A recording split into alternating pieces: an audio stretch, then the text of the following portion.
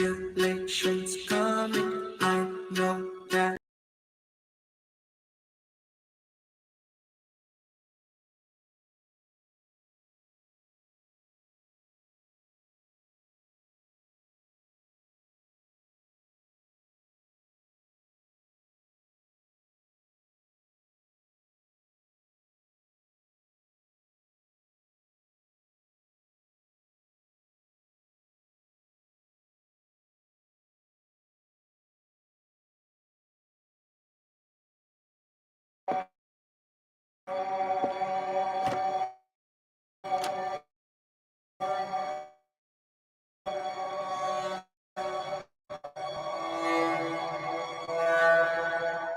Tribulations coming, I know that the sun is coming. The last days are here, start coming.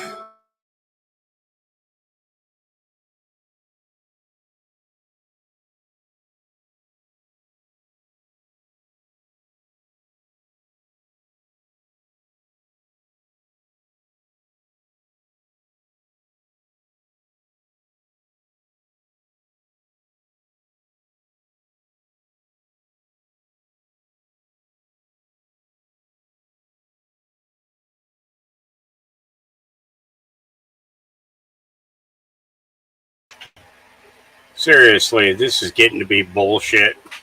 YouTube throttling. YouTube is throttling. Yeah. Let's see if this is any place else other than YouTube.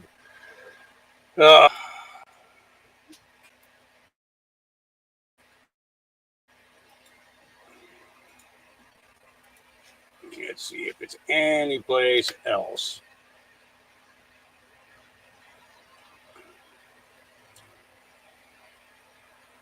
Do. Yeah. YouTube.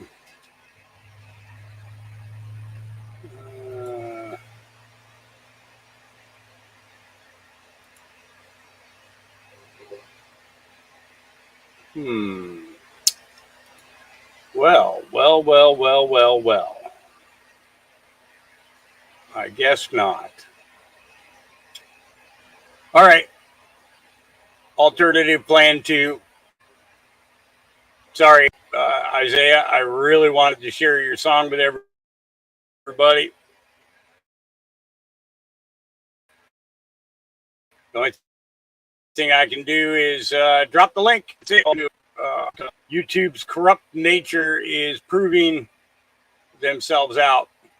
And StreamYard, you need to fix your shit. We pay you almost $50 a month for this service, and yeah, I keep getting kicked out of the StreamYard service. Yeah, okay. Yep. I'll be taking that promotion link out of my podcast from now on. I won't be, I definitely will not be promoting, definitely will not be promoting at all. Just not good. So God made a dog. So God made a dog. God said, need somebody willing to wake up, give kisses, pee on a tree, sleep all day, wake up again, give more kisses, then stay up until midnight. That's somebody willing to stay and roll over. Then with no ego or complaint, dress in hats they don't need and costumes they don't understand. Somebody who, no matter what you didn't do or couldn't take or didn't win or couldn't make, will love you without judgment just the same. So God made a dog. God said, I need somebody strong enough to pull sleds and find bombs, yet gentle enough to love babies and lead the blind. Somebody who will spend all day on a couch with a resting head and supportive eyes to lift the spirits of a broken heart. Somebody who would bark and then pant and then reply with rapid wag of tail when their best friend says, let's go for a ride in the car. So God made a dog.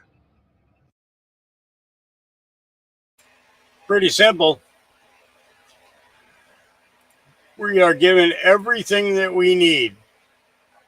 Everything.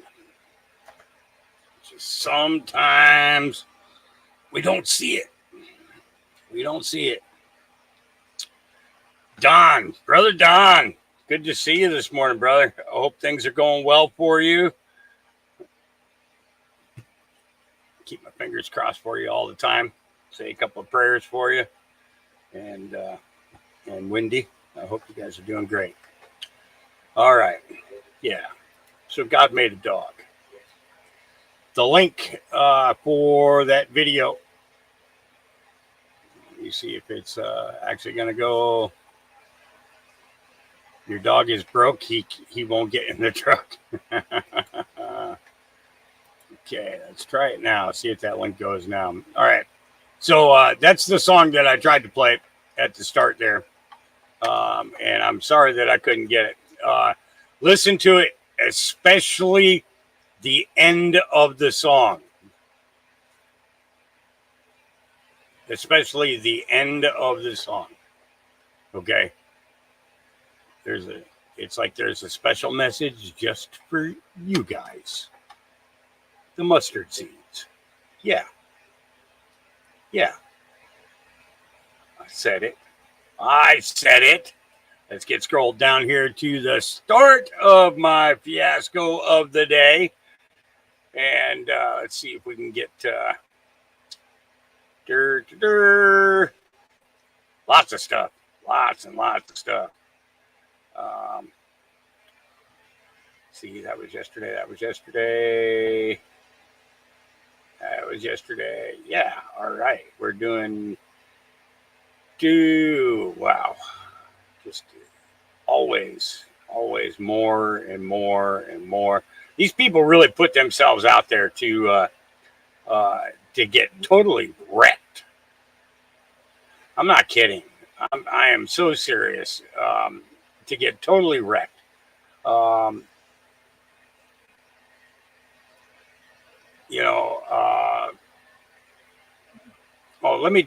want to do this feel good one for you. Sir Oliver put this out, and I thought that this was awesome. This was really, really, really cool. All right, here we go. There's a lot of reading to do, but pay close attention and read.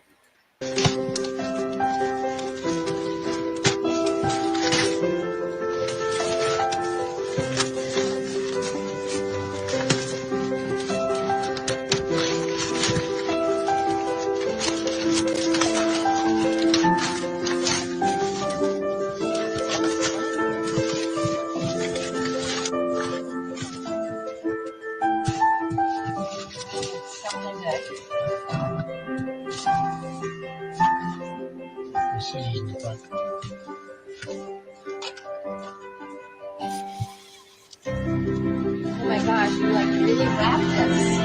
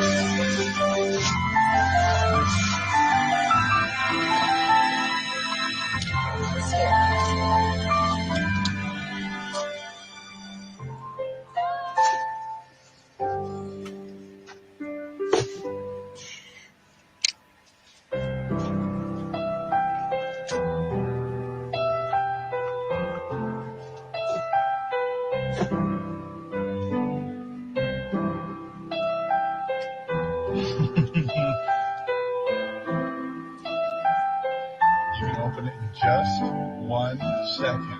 Do you know where we are? Just look out the window. Why are we here? You ready? Get out of the car. Why are we here? What are we doing here? Get out of the car. Just get out of the car. Am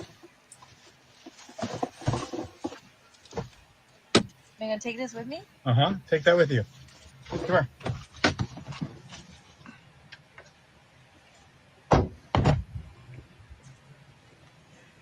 You getting suspicious yet? Yeah. Yeah? Yeah.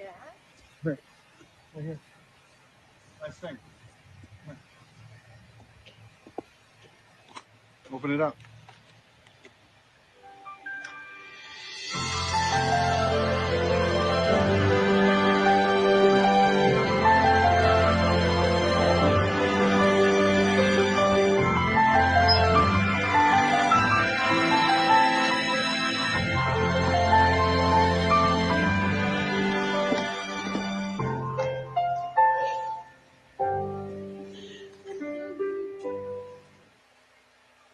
The beginning of each new future boils down to making a memory that can stay with you forever and inspires you to reach for an even greater goal. I wanted to share that with you guys. I thought that was pretty cool, you know, because, yeah. Okay, I think I'm getting there. I'm getting there.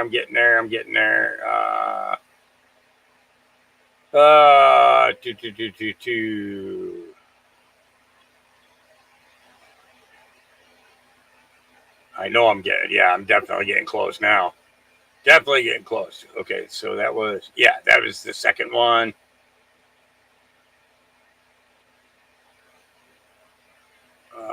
Let me see. Okay. All right. So we left off at Sir Oliver yesterday. So we're going to pick up right from there. Let me add my little banner of my X feed on here, so nobody gets all any predispositions about what's going on here. You know, this is my X feed. I have a group of people that I follow that are great researchers that drop some great information constantly and pervasively push people to a point of recognition that goes a little bit farther in each person's awakening. You know. All right, this was put out by Wall Street Babes. Oh my God, take a look at this during the Donald Trump versus Joe Biden CNN presidential debate. CNN pre-written notes, props, or contact with campaign staff are not permitted during the debate. But watch this little 17-second video and you'll get the gist of this. More than 1,000 people and hundreds of hostages. Among those held and thought to still be alive are 5 Oh, big dog, you ain't slick. Israel's response You has killed ain't thousands of slick. Palestinians and created pre-written notes, props, or contact with campaign staff are not permitted during the debate. But then again, that's no different than them giving Hillary Clinton the debate questions and key points, bullet points, whatever you want to call them. Back when Trump debated her, right? Isn't that pretty much the same thing? Yeah. All right. While the potato was screaming about climate change, this happened. Orders the Biden administration to resume issuing new LNG export permits. Monday's ruling is a win for 16 Republican attorneys general who sued over Biden's LNG pause, arguing it inflicts harm on their states' economies. Biden had paused new natural gas export terminals to assess their effects on climate, economy, and national security. Well, the judge disagreed, noting that the pause is completely without reason or logic and is perhaps the epiphany of idiocracy. And the man known orders the Biden administration. Yep. So the judges are moving. Judges are moving. Now, how will this move work? How many of them will begin to separate themselves from the Chevron as quickly as possible? Because now that they've been ruled unconstitutional, these rules, policies, and mandates put out by all these three-letter agencies have come to an end, and it's going to take some time to shut them down. Absolutely, but how quickly are the judges going to move? And that's going to tell us a whole lot in regards to corruption of judges and of the legal system, and it's going to make some serious changes for us. George put this up. Watch this girl completely changed her mind on voting for Biden after hearing some of his racist statements. She thought the statements came from Trump, but was completely shocked when she realized Biden said them. She then left to tell her Democrat grandpa what she just heard. I thought this was pretty good, so I figured I would share it with you. Are you paying attention or what? I What's can going hear on? you. My ears work. Look, paying attention is free, all right? Give me My ears work. All right, your ears work. This person said he didn't want his kids to grow up in a racial jungle when talking about desegregation of schools. Who do you think said it, Trump or Biden? Trump. This person was talking about Barack Obama, and they said Barack Obama was the first mainstream African-American who was articulate and bright and clean. Who do you think said it, Trump or Biden? Trump. Okay. This person. And I just want to say, who the says he's the first black president to be clean? What the do you mean? He said the first black person to be clean and articulate and bright. That person said it. I just gotta breathe because if niggas was in front of my face, I know. I'd go to prison I know. for capital murder, bitch. That's a ridiculous statement. I wouldn't say capital murder, but that's crazy. In 2010, he gave a best man speech at a funeral for a former Ku Klux Klan member, like a leader. Right. Who do you think did it? Was it Joe Biden or Trump? He was in that bitch like, get it sexy. No. We will not get it sexy. This person is a racist, vile human, and his name is Joe Biden. Joe Biden did all those things. He went to a funeral for a Ku Klux Klan member? And then he said Barack Obama, his own like president, while he was vice president, that he was like the first clean African American. I know, this is shocking. This is really shocking. I'm gonna go tell my grandpa about his favorite president. Yeah, hey, bring your grandpa on stream because I'm gonna let him know. We're gonna educate your grandpa today. Biden went to a Ku Klux Klan member's funeral, and he freaking said that Obama was the first articulated, clean black man. He didn't say black president. He said black man. We thought Trump was racist. This bastard's worse. I was like, what? I was shocked when I found out too. They had a debate. He was stupid on that debate. I watched it. It's just crazy. You wouldn't think he's racist because he don't say it out loud on TV like Trump does. Trump like, never. He says it with like he hides that shit well.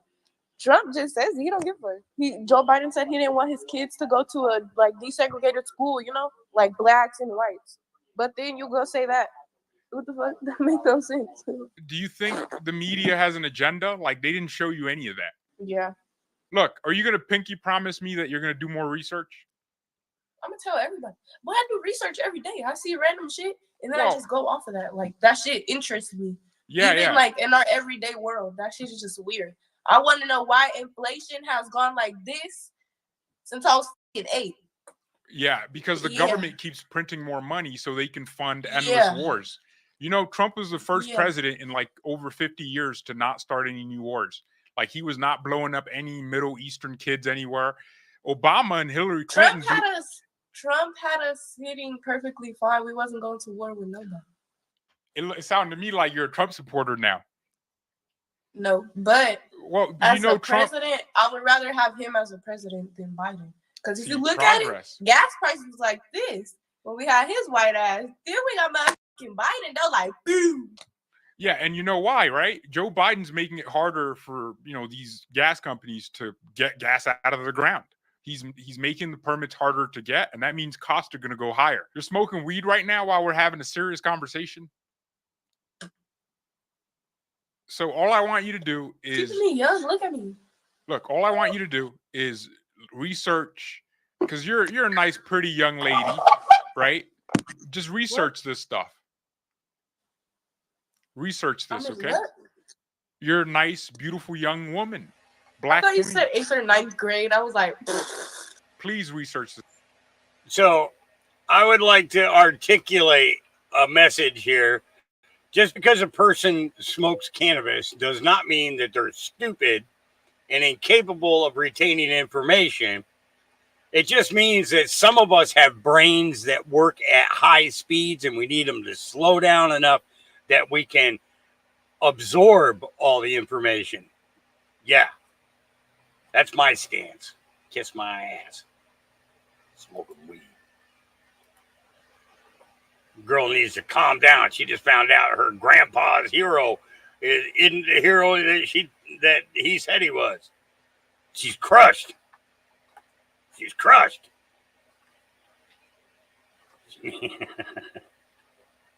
All right. Oh, so yesterday I played a clip of from the Sage Steel show where this gentleman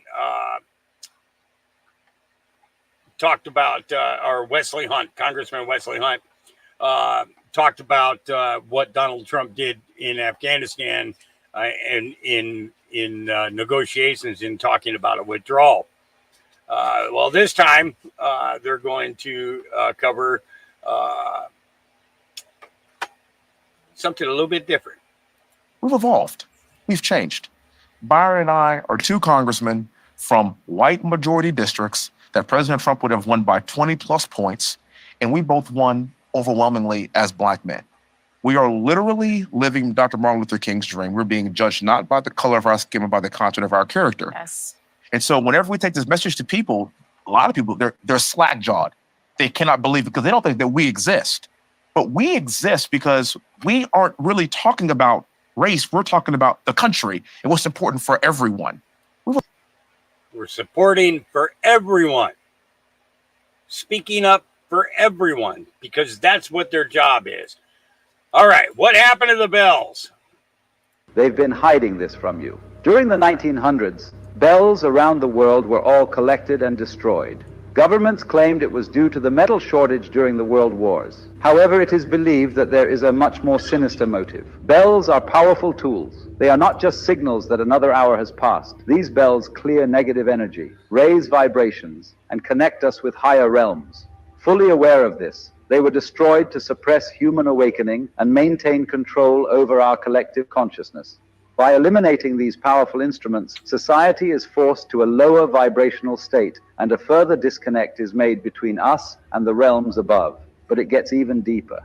In 1953, the standard frequency of music was intentionally adjusted from 432 Hz to 440 Hz. The 440 Hz frequency is considered disharmonious and disruptive to our energy fields, while the 432 Hz frequency is believed to align with the Earth's natural resonance, promoting healing and awakening.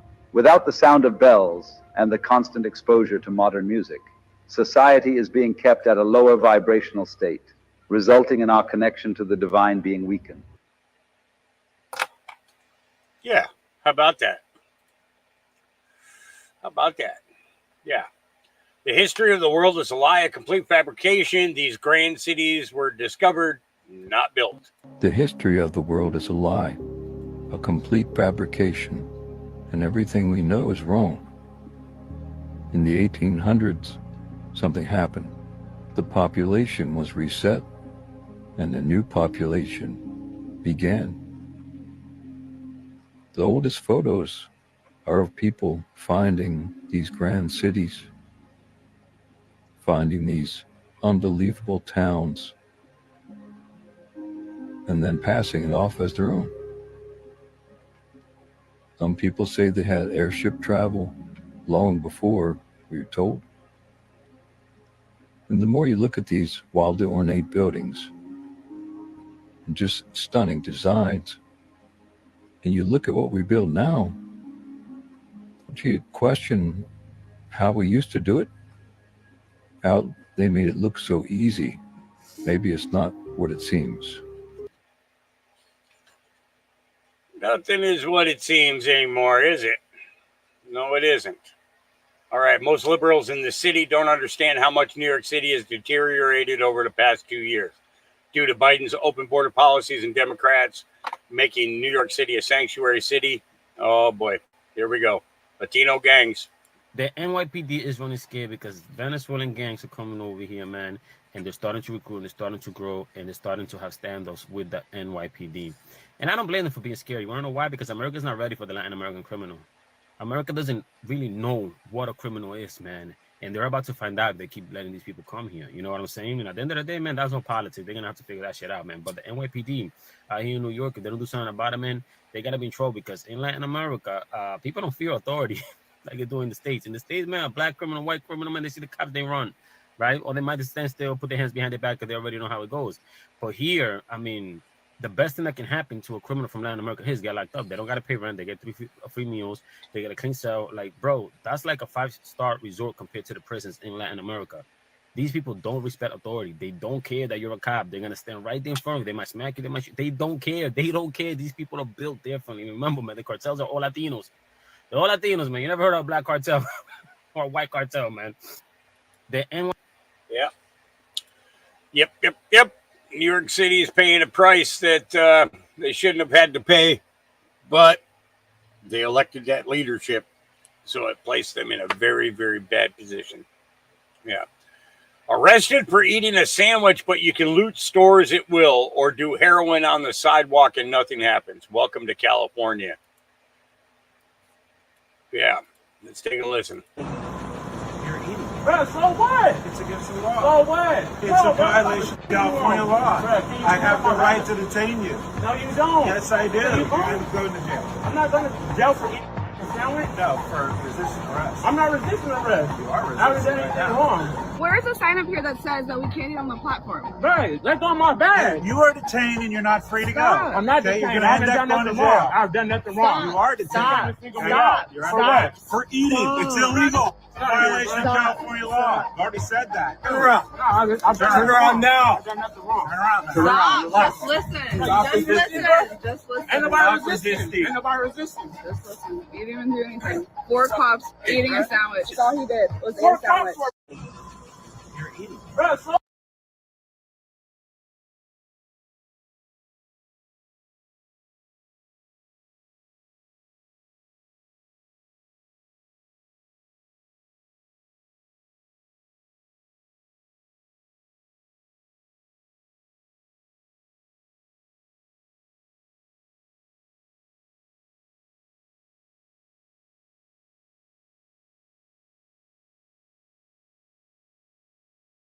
Imagine mentally serving 10 years of prison time in just 10 minutes. A scientist is working to make this happen. Let me explain. Cognify, developed by Hashim Al-Galahi, is a futuristic approach to criminal rehabilitation that combines AI with neuroscience. The technology involves implanting artificial memories directly into a prisoner's brain, making them experience their crimes from the victim's perspective. The rehabilitation session lasts for several minutes but feels like years to the criminal due to the altered perception of time within their mind. This intense experience aims to induce emotional states like remorse or regret, which some individuals may not produce on their own. Supporters of Cognify say it has the potential to revolutionize the criminal justice system by shifting the focus from punishment to rehabilitation, treating the people as patients instead of prisoners. They believe this method will lower the recidivism rate for prisoners and, quote, could enable them to reintegrate into society sooner and contribute to the workforce. While the potential benefits of Cognify are significant, the technology also raises several several ethical concerns, including issues of consent, the potential for misuse,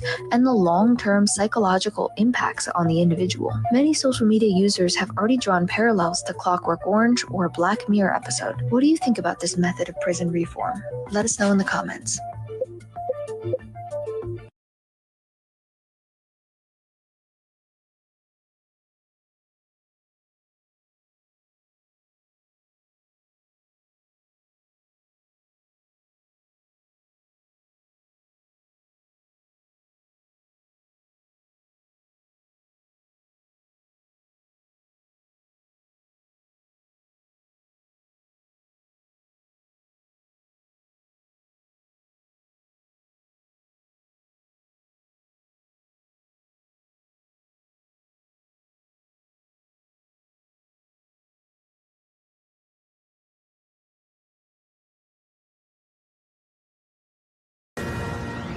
Breaking news, we just learned Manhattan. Crap.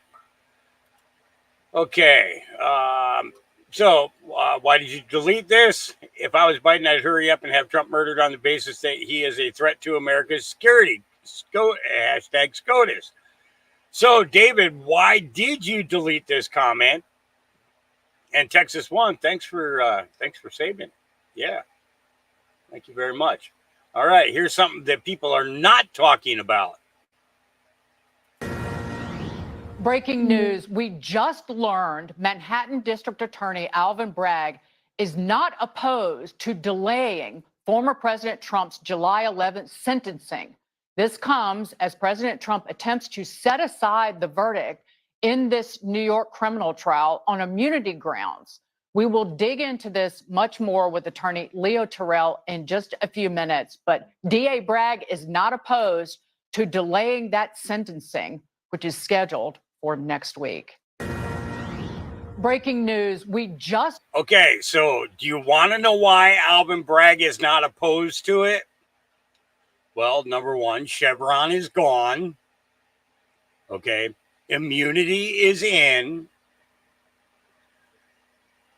Okay, and if there comes to a point where if this isn't taken down this way, then it's going to alter things where evidence that was, well, basically, Trump's going to be able to sue the court for a violation of his constitutional rights. Okay, all of these things all tie in together. Okay, and we have to remember that. All right. And so that means that Trump's going to end up going to the RNC, getting the nomination to be the party's candidate, and nothing's going to be in the way. Nothing's going to be in the way. At the same time, Trump will start getting, as soon as that nomination happens, Trump will start getting national security updates, which Trump took away from him back in 2021, took him out of the loop. Okay. So everything that they've been doing for the last 3 years, guess what? It's all going to come out. It's all going to be there. It's all going to be notes for Trump to use all the way through this campaign.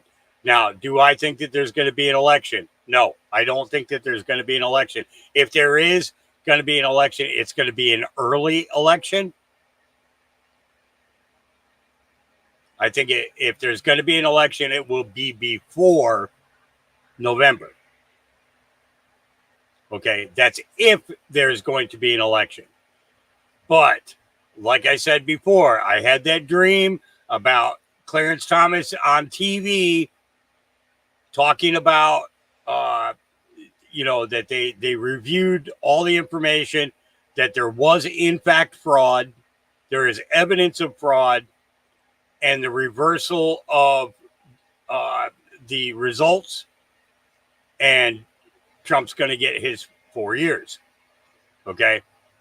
And he even, and this is the thing, is in the dream, he used Trump's saying about if you rob a jewelry store and you get caught, do you get to keep the diamonds? No, you got to give them back. Okay, you got to give them back. You got to give back the diamonds. Okay, so if the proof comes out that the election was fraudulent, then that means that they have to give Trump the 4 years. You know, just saying. I'm looking at this from I'm looking at this from a perspective in a way that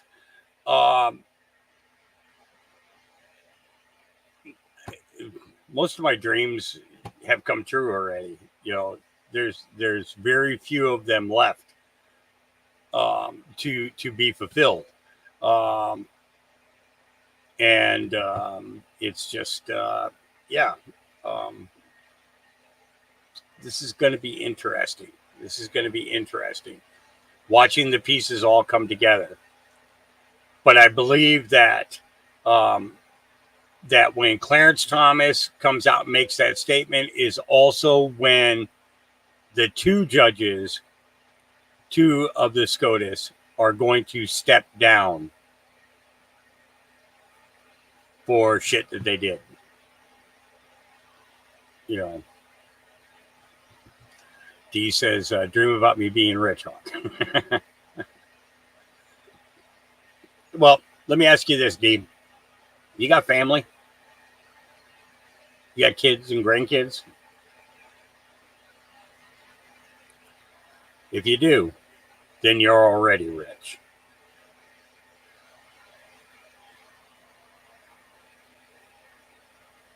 You got a relationship with God? Then you're as rich as you can get. But I know it'd be nice. I know it'd be nice to be able to afford groceries and everything else. I get it.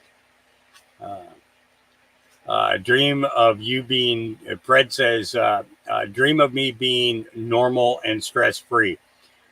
I can dream of you being stress-free, but normal, I don't think that there's any way to make you normal, brother.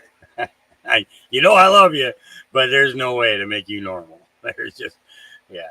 All right. Okay. All right. Holy shit. Biden just called Americans who deny climate change really dumb.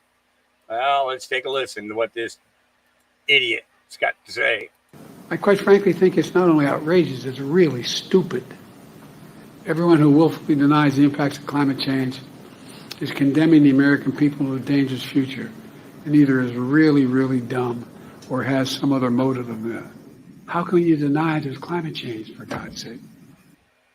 The only climate that you're talking about, Joe, is the division that this government has constantly placed upon its people for hundreds of years.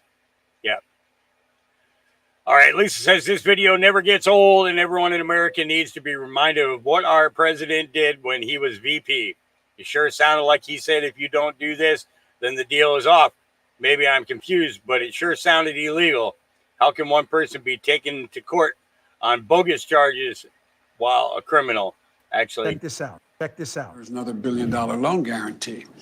And I had gotten a commitment from Poroshenko and from Yatsenyuk that they would take action against the state prosecutor, and they didn't. So they said they were walking out to press conference. I said, no, I'm not going to, or we're not going to give you the $1 billion. They said, you have no authority. You're not the president. The president said. I said, call him. I said, I'm telling you, you're not getting the $1 billion. I said, you're not getting the $1 billion. I'm going to be leaving here. And I think it was, 6 hours? I said, I'm leaving in 6 hours. If the prosecutor's not fired, you're not getting the money. Well, son of a bitch. Got fired. And they put in place someone who was solid at the time. Well, there's still, so they made some genuine substantial changes institutionally and with people. But one of the three institutions, there's now some backsliding. The courts are there, and yes, and they had made that commitment that they wouldn't do that. And so when we left, the first thing I spent a lot of time, as did Mike, because this was his territory, people like Charlie Kupchan and Victoria. And anyway. You want to see this dumbass Glenn Kessler again? Biden's on stage admitting he fired the prosecutor, that the source alleges he was paid $10 million to fire, or $5 million each. And he says, oh, and by the way, this is Michael's territory. The guy he's talking about on stage, if you're watching live, is Michael Carpenter, who was his guy in the area, Biden's guy. Here's dumbass Glenn Kessler again in the Washington Post, same article, talking about a meeting was set up via email with Biden and team members from Burisma, the company Hunter worked for. Who do they cite that this meeting never happened? Oh, Michael Carpenter. I was with the vice president. All of his meetings on Ukraine, said Michael Carpenter. He never met with this guy, the Burisma guy. Oh, Glenn, you weren't smart enough to figure out that Michael Carpenter may be part of this whole cover-up? You dumbass. I thought you were a journalist, you stupid. But yet liberals cited this. No. Biden never met with Hunter Biden's, Joe never met with Hunter Biden's Burisma business partners. Michael Carpenter said so. Oh, the guy on stage? The guy on stage when Biden was bragging about firing Shokin? All right. Yep. We've been showing that clip for more years than they have. Yeah. Gutfield. Everyone involved in this cover-up treated us like shit. It's not about lies. It's about gaslighting. Okay, a lie is me saying I'm 5'10", I'm 5'9". You sure? Gaslighting is when I'm holding this mug and you and I are alone in a room and you come in and you go, Greg, where's your unicorn mug? And I go, it's right here. And you go, no, it's not. And I go, yes, it is. It's right here. And you go, no, it's not. That makes me question my sanity because we're alone. It's just you and me. You cannot do that to 40 million people. Yep. You can't do that to 40 people. It wasn't about just the debate and that it was one bad night. We have been watching him for a year, watching him decay. Yep. And we can go back a month and find just insidious, 6 months, just terrible examples of his decay. You can be as brutal as you want on this issue because everyone involved in this cover-up treated us like shit, right? Putting bronzer on, thinking that that's going to trick us. That message they sent, quite literally, by looking at him, our candidate is toast. Look. And the setting was too brown. Anyway, what does it tell you when the guy who said everything Trump did was worse than Watergate, he somehow misses the story that is worse than Watergate, right? This makes Watergate look like a birthday announcement on your aunt's Facebook page. The opportunity cost of the Trump delusion, it imprisoned their minds, for one. It took up all their mental shelf space and left them incapable of seeing what was before their eyes. Worse, it prevented journalists from doing their life's calling, which is journalism. No journalism at all. They missed a story that has grave implications for this country and for the world. That, Carl, is worse than Watergate, and you're complicit. You know, the Biden family has proven Billy Joel correct. Only the good die young. Because right now, the remnants of this family are doing something so horrible. And listening to KGP or KJP talk about how Biden is loaded with wisdom, but he's not dropping out, that is proof of a lie, of gaslighting. There is no wisdom in this decision. The family, the media, the Dems have made this hospice bed. Let him lie in it, right? The only people that are defending him are doing it, as you said, out of self-preservation. If Joe goes, so go they. You know, Greg, let me ask you a question. Should Karine Jean-Pierre have asked questions that those reporters were asking before she went out to the podium? That, you know what, that is not expected of her. All she was expected of was ticking boxes. Wow. Ticking boxes. Well, she's ticked her box into a very, very bad situation because people are done with it. Representative Lisa McClain destroying, gaslighting Democrats who won't answer questions. Here we go. So is that yes, you have owned a business, or no, that's not? I mean, you are brilliant at answering a question that I didn't ask. And this is the very reason why you can't get confirmed in the Senate, because nobody trusts you. Because you can't answer a simple question. If you're supposed to be in charge, I would think it's not too much to ask to be able to answer a question. And with that, my disappointment continues to grow and your smugness continues to be very unacceptable. But you continue being acting secretary, making policies of which you know nothing about. And with that, I yield back. Yep. She's coming into the limelight. Yep. I posted a post from MJ Truth Ultra. I said, these types of threats are coming from all angles. I'm watching to see if the FBI or the Secret Service actually do their jobs. Honestly, I do not believe they have the balls to do it. So maybe that statement, military is the only way, will be implemented. MJ Truth Ultra said, LGBTQ activist with over 1 million followers calls Clarence Thomas and Uncle Tom and calls for Joe Biden to assassinate Donald Trump. Here we go.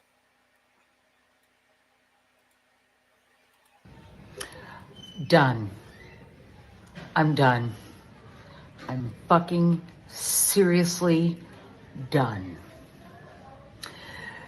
The Supreme Court has pissed me off so much right now. Like, so much. Joe, you're a reasonable man. You don't want to do this, but here's the reality. This is a fucking war.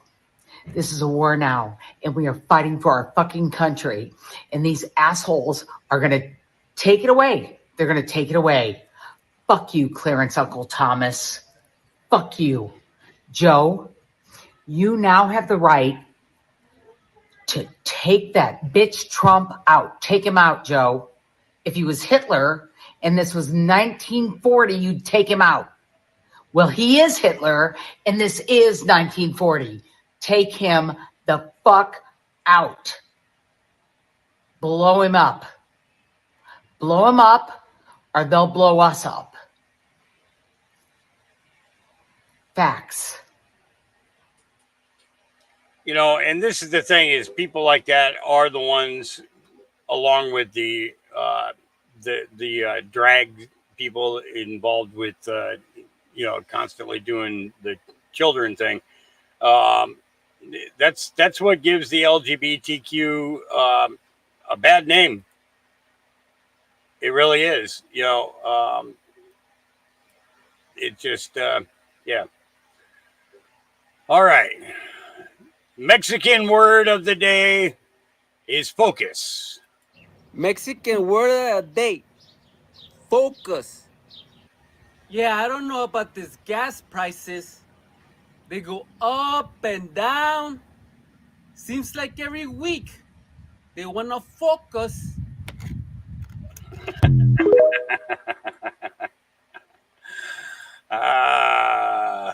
Okay. I gotta have a Mexican word of the day. Yeah, right. Yeah. All right. Jeff Pond says most of our founding fathers were kids that wrote a document that most people don't even know how to read at their age now. Yeah. All right. We knew about this, but let's go ahead and play. Here we go. So you've been lied to about this. Our founding fathers were not old, contrary to our current government. Every time I ask students to describe the founding fathers in 3 words, I hear old white men. But on July 4th, 1776, James Monroe was 18 years old. Aaron Burr was 20. John Marshall was 20. Alexander Hamilton was only 21 years old. Betsy Ross was 24. James Madison was 25. Thomas Jefferson was only 33 on July 4th, 1776. Meanwhile, the other day I'm watching the State of the Union and I feel like I am watching a live simulcast of the world's most expensive nursing home. If you are a teenager or a college student or a young adult and you want to make a difference, stop waiting for permission for leadership from the people who refuse to leave office and have been in Washington, D.C. longer than twice the time we've been alive, who can't remember their own name, or who were born before the invention of the microwave oven. Yeah. So you've been lied to about this?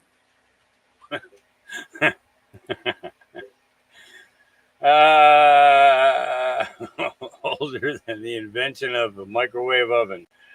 Oh Lord, when was the first time I seen a microwave? I think it was I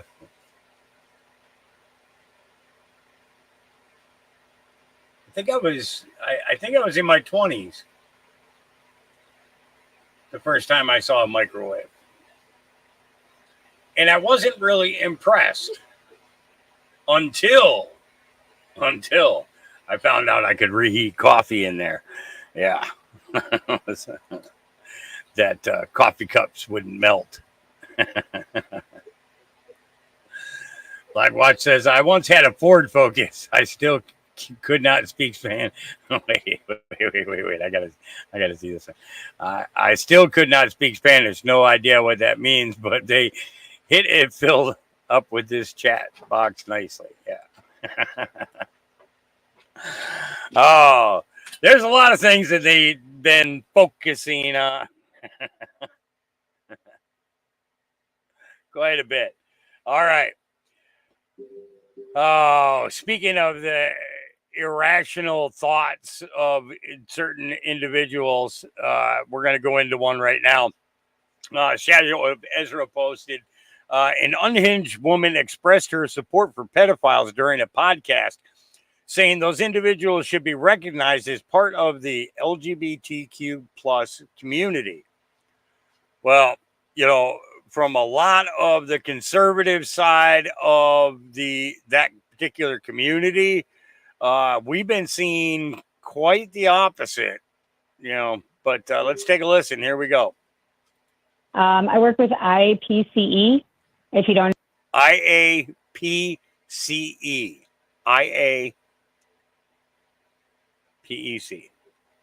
No, that's International Pedophile and Child Emancipation. And our goal is to abolish the stigmatization of people with pedophilic sexual interests and normalizing the potential role in moderating pedophiles' emotional well-being. I know that's a mouthful. Wait, before we Okay. get any further, What are we saying right now? Yeah, this sounds disgusting. Are you saying you're a pedophile? No, I'm not saying that I'm a pedophile in the sense that I've never had sexual relations with a person underage. But you're saying the we age of should consent, accept because pedophiles? that's illegal. Well, I just don't believe we should be shunning those in our community that have desires to engage in a romantic relationship with someone in a drastically different age group. So you're saying you support pedophiles? I'm saying I support love. Okay. And just because America views ages like 18 as some sort of imaginary bar or line in the sand for humans to engage in romantic relationships doesn't mean it's right. So you don't I see mean, anything wrong with a 20-year-old dating a 12-year-old? That's not what I'm saying. But listen, in Nigeria, the age of consent is 11. It's 14 in other countries like Brazil, Colombia.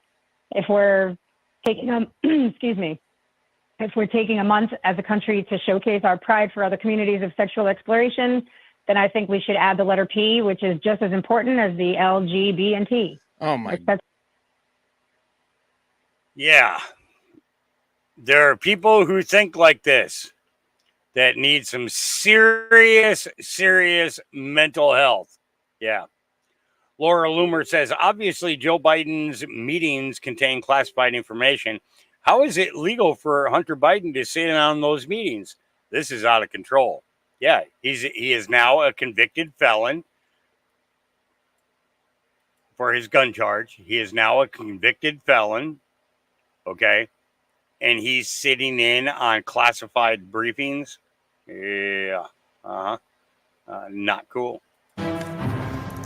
Breaking news. We're now learning that Hunter Biden is attending some of the president's meetings at the White House, staying close to his father post-debate. NBC's Monica Alba is reporting from Washington, D.C. What more can you tell us, Monica? Well, these are new details coming into our team, Chris, along with my colleagues, Kristen Welker, Mike Memley, and Sarah Fitzpatrick. We have learned from sources familiar with the situation at the White House that Hunter Biden has been by his father's side ever since they were at Camp David this weekend as a family, where they had some discussions about the president's potential path forward here and his reelection campaign, and that since he returned from Camp David last evening with his father, we understand that Hunter Biden has even joined some meetings and conversations that have taken place between the president and some of his most senior advisors and senior staff. And while we should note that it's not unusual for Hunter Biden to be at the White House, to be in the residence, to be attending certain White House events, which we have certainly seen time and time again over the last 3.5 years, where we have seen photos of him and where he has appeared in public, it is unusual, according to the people we spoke with, for him to be participating at this level and to have the sort of regularity of some of these contacts and conversations with senior staff. We understand, again, since returning yesterday from Camp David, where they were more huddled as a family, to now as the president has resumed some of his more traditional meetings at the White House with those key advisors.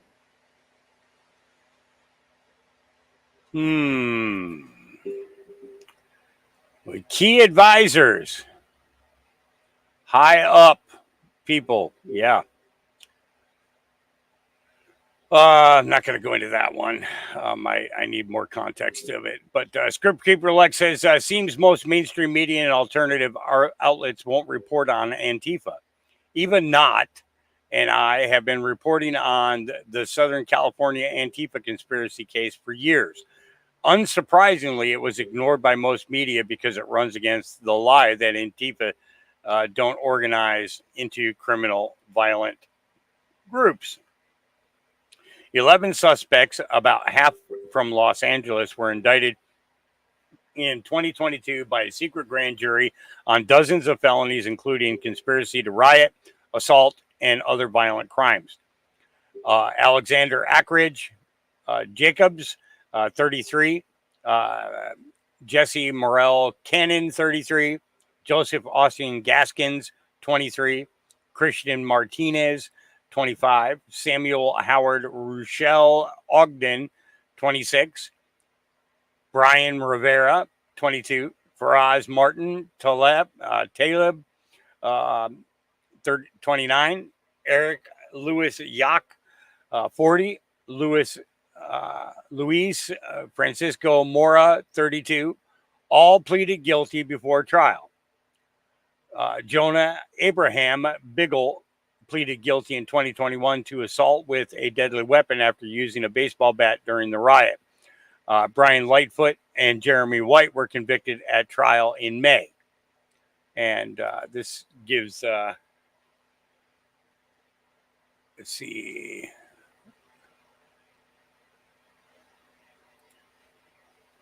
And it's basically, it brings you to all the articles and everything that they have on it. So most of them have been sentenced to prison. Let's see, here's a picture. Their pictures. Yeah, these people. All these people. Guilty.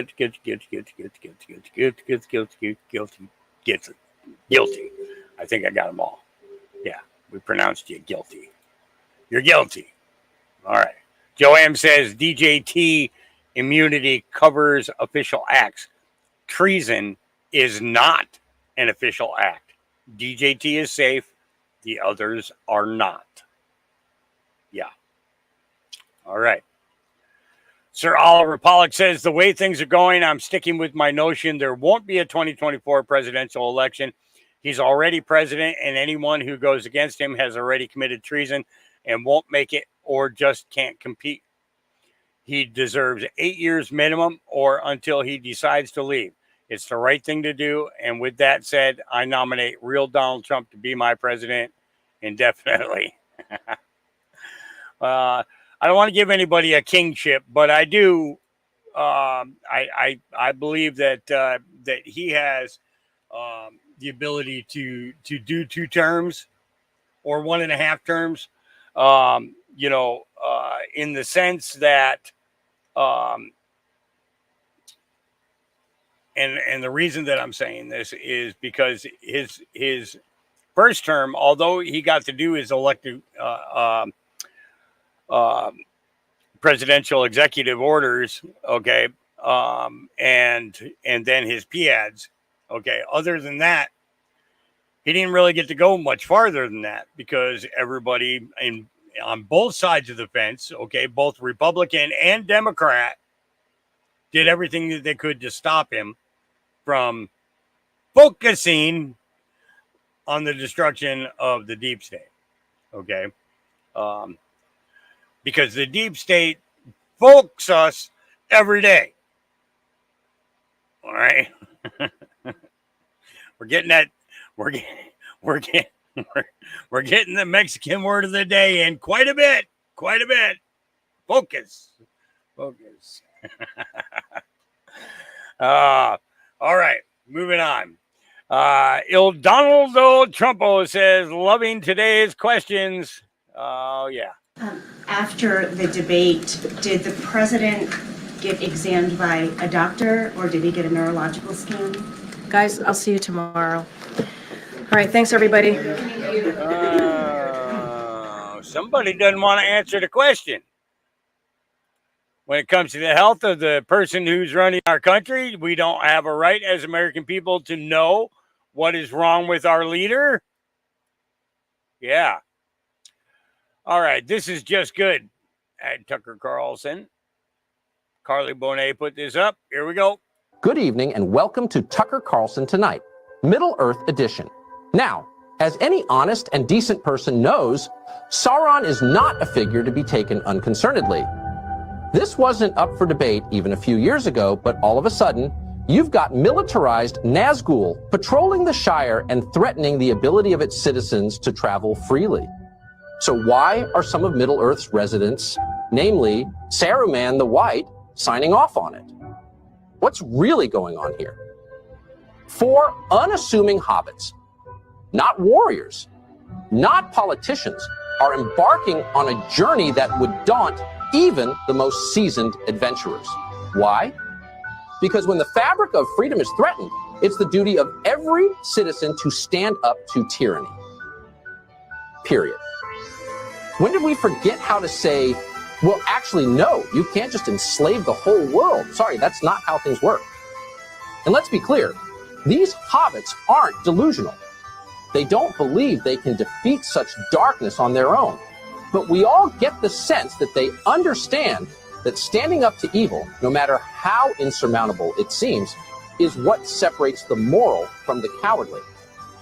Anyone with a pulse and 2 brain cells can't help but feel inspired by a story like this. Courage isn't just a word. It's the pillar on which every civilization worth remembering is built upon.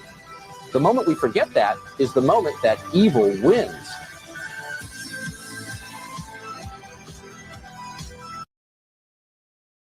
I thought that was pretty cool. I was a Hobbit fan, yeah. So Script Keeper, Script Keeper was doing his thing yesterday. He said, look at this shit. He points out Patrick Byrne. Now, we watched a video last week where Patrick Byrne was telling everybody to stop looking at Trump and start looking, for a different person. We know he's part of the Flynn camp. We know that, right? So he says, I believe that next Thursday afternoon, Donald Trump will be taken into custody and put in jail. Well, it seems kind of funny we'll get to that in a minute. He will be sentenced to many dozens of years. What VP choice can he rely upon to do the right thing come January 20 at 1 p.m.? Well, Ariel says, look, everyone, the financier to January 6th posted something again. Are you hoping Donald Trump picks a VP that would help the continuous cover-up of your role in January 6th to avoid Gitmo? I bet your money is on Michael Flynn, isn't it? So Nick Albiar says, Patrick, shut the fuck up. And I said, I agree. And I would never let Flynn anywhere near that office or administration. Something smells way too fishy about him. And we already know that Flynn went to Russia before Trump was in office, and he never registered as a FARA agent. Nick Albiar responded with Flynn is a fucktard that fired quick, or Trump fired quick. Anyone who loves Flynn has no clue. Script Keeper says you are a piece of shit, and you've been saying this for months now. Guess what, Patty? Nobody cares about your irrelevant opinion. Go plan another January 6th. And I thought that was good. But so Patrick Byrne decided to, respond to me. He says, yes, but what the fuck do you know? Well, I said, I know that you stated that we should disregard Trump and go with someone else. You think that because of your wealth, you have the right to interfere with this election. I, for one, as a U.S. Marine, I do not trust Flynn, period. Especially since he had meetings with Russia before Trump even won. And not as a registered FARA agent. That's treason in my book. You notice he didn't have anything to fucking say after that. He had nothing to comment about after that. After that one statement, he had absolutely nothing to say. He's a bought and paid for shill. Period. No ands, ifs, or buts about it. Treason is fucking treason. Doesn't matter who you are. You commit treason against the American people. I don't give two shits about the government. Okay, what I care about is the American people. And if you committed treason against us, then you're a piece of shit and you deserve no respect. You deserve no recognition. And you should sit back and shut your fucking mouth. Because when the truth comes out about your involvement and Flynn's involvement about January 6th and other things, that's going to be the end of both of you. And money's not going to buy your fucking way out of it. Period. Colin Rugg says, new Florida woman goes nuts in parking lot, assaults a YouTuber, and then is shocked when he pushes her to the ground. Equality. YouTuber, WTF Broward, noticed two women arguing at a Publix supermarket in West Palm Beach and decided to pull out his camera.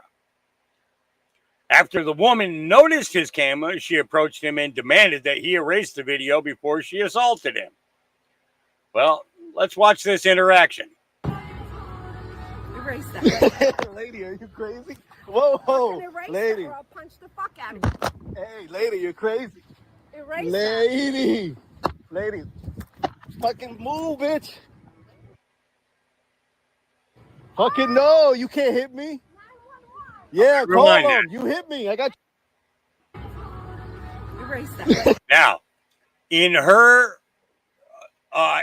defense, she stated that all she tried to do was grab his phone. Now, what I want you guys to do is count how many times she tries to grab his phone before she makes a fist and throws a fist. There's a difference between trying to grab a phone and then with an open hand and then making a fist and swinging on somebody legally recording under the First Amendment rights of the Constitution. Okay? Lady, are you crazy? Okay. Whoa, whoa. So we want to count. We want to count. Erase that. Lady, are you crazy? Whoa, whoa. Erase Lady. that or I'll punch the fuck out of you. 2, Hey, lady, you're crazy. 3, Lady. fist. Erase that. Hey, lady, you're crazy. Erase Lady. Lady. So, you see what I'm talking about? So, if she called the cops on him and had arrested for assault because he knocked her down, all that they would need to see is that right there. The difference between an open hand reaching for a phone and somebody throwing a punch. That was a punch. Okay.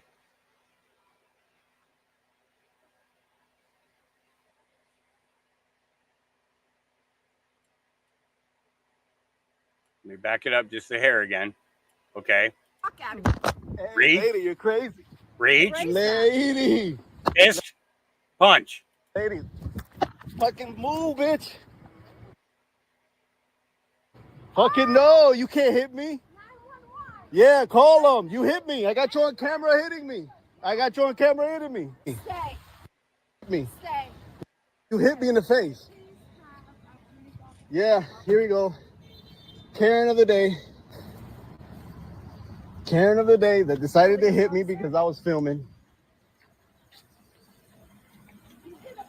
Lady, you're not supposed to hit me. I don't know who the fuck you are. You need to get away from me. Lady. Lady, get the fuck away from me. Exactly. Lady, you hit me. Yeah, and I'm going to show the cops when you call them out here how you hit me. I'm allowed to defend myself. No, I don't think so. Yeah, see, that's liberal garbage. I'm allowed to defend myself. You're attacking me. You're coming up. Yes, you did. I have that here. Try to move your phone. No, lady, you're not allowed to grab me. You're not allowed to grab me. You have no authority to put your hands on me. None. You hit me. You have no authority to put your hands on me. I was filming your altercation with that lady.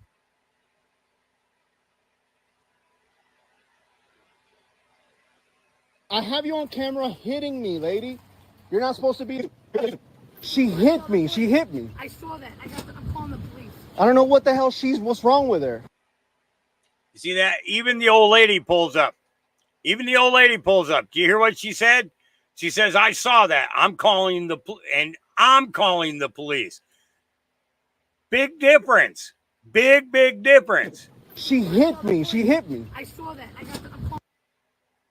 I saw that. I saw that. Now hear what she said. I saw that. I'm calling the police. I don't know what the hell what's wrong with her. Hang on. I'm calling the police. Okay. We just won that guy's case for him right there in court. Well, he probably won it himself anyways, but you know what I mean. It's we just showed to what extent idiots will go for acting like idiots. Okay. There, civil discord. Okay. One of the things that I always found in public was that the people who are yelling are doing so because of boredom in their lives. I'm not kidding. Boredom in their lives. Attention grabbing, maybe lawsuit material, kind of thing. But people who have civil discord, they settle their differences, never raising a voice, never having to try to snatch a phone or throw a punch. They're able just to communicate. And the thing is civil discord has gone out the freaking window. We really started seeing it going out the window, I'd say the late 80s, early 90s. And it's just gotten progressively worse and worse and worse. I mean, look at people, road rage. Look at road rage. In the 70s and the 80s, when you were stuck in traffic, you weren't blowing your horn and everything else. You were turning the fucking radio up, okay, because you didn't have a phone in your pocket for distraction. So you were cranking your radio up. You were seeing how many people were listening and singing the same songs there on the highway. Okay. Having conversations with the people in the car next to you. Okay. And nowadays, if somebody gets into a wreck and there's a traffic jam and people are backed up, it's everybody's a motherfucker and everything else. It's like, what the heck? There's no civil discourse anymore. We need to get back to realizing and recognizing that everybody's human. We all have differences of opinions. We all have different kinds of thoughts. We all have different quirks. There's one community that has a whole bunch of weird kinks. Okay. But the fact of the matter is, there's no reason that we can't have civil discourse. Just don't gaslight each other. There's no point in gaslighting each other. It doesn't get anybody anywhere. Thank you. I am a moron. Thank you. Yeah, I've been working on that,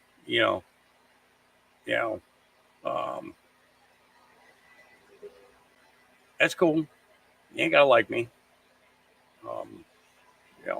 It doesn't hurt my feelings. That's cool. You got your opinion. You're allowed to have it. All right. On a human level, it's my father, says Ivanka Trump. Here we go. Part of that darkness is just watching all the legal turmoil that's going on. What's it like for you to see that, your father involved in that, going through that? On a human level, it's my father, and I love him very much. So it's painful to experience, but ultimately, I wish it didn't have to be this way. I like it that underneath all of this, I love my father is the thing that you lead with. And that's so true. It is family. And I hope amidst all this turmoil, love is the thing that wins. It usually does. Part of that darkness is just watching all the legal turmoil. Yeah.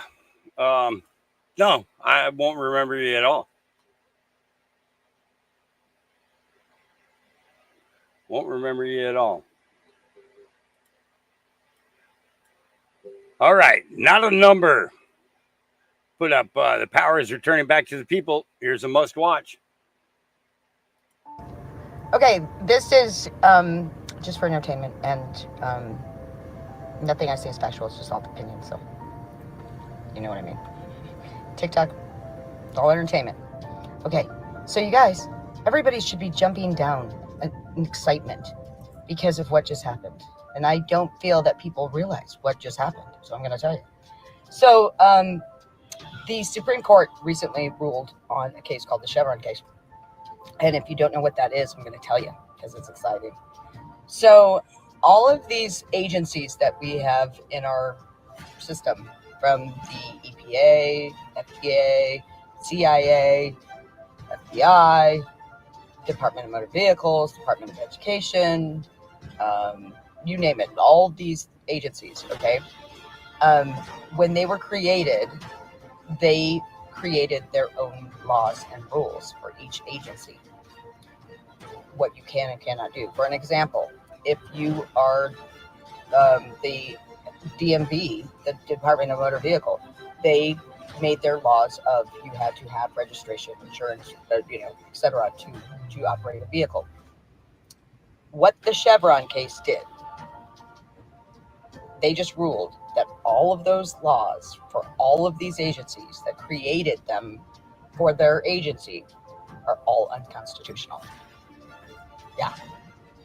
They created laws that were not passed by elected officials, which is unconstitutional. That is freaking huge, you guys. Like, we should be celebrating in the streets because this is the beginning. Trump said that in his last speech that we are in a 5-month transition period, and it's begun. Guys, because this is it has begun. What we've been waiting for.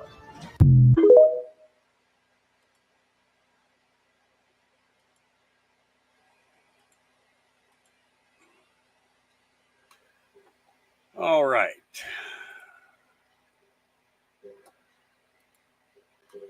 Let's see here. All right, moving on. Sir Oliver Pollock says into thin air, what if the plan is to create such catastrophic events this summer going into fall? It would be too dangerous to go out and vote, or there would be so much destruction, creating a need for national emergencies in several states, giving the president executive power with no congressional oversight or authorization to do what he pleases. Good question, isn't it? Yeah.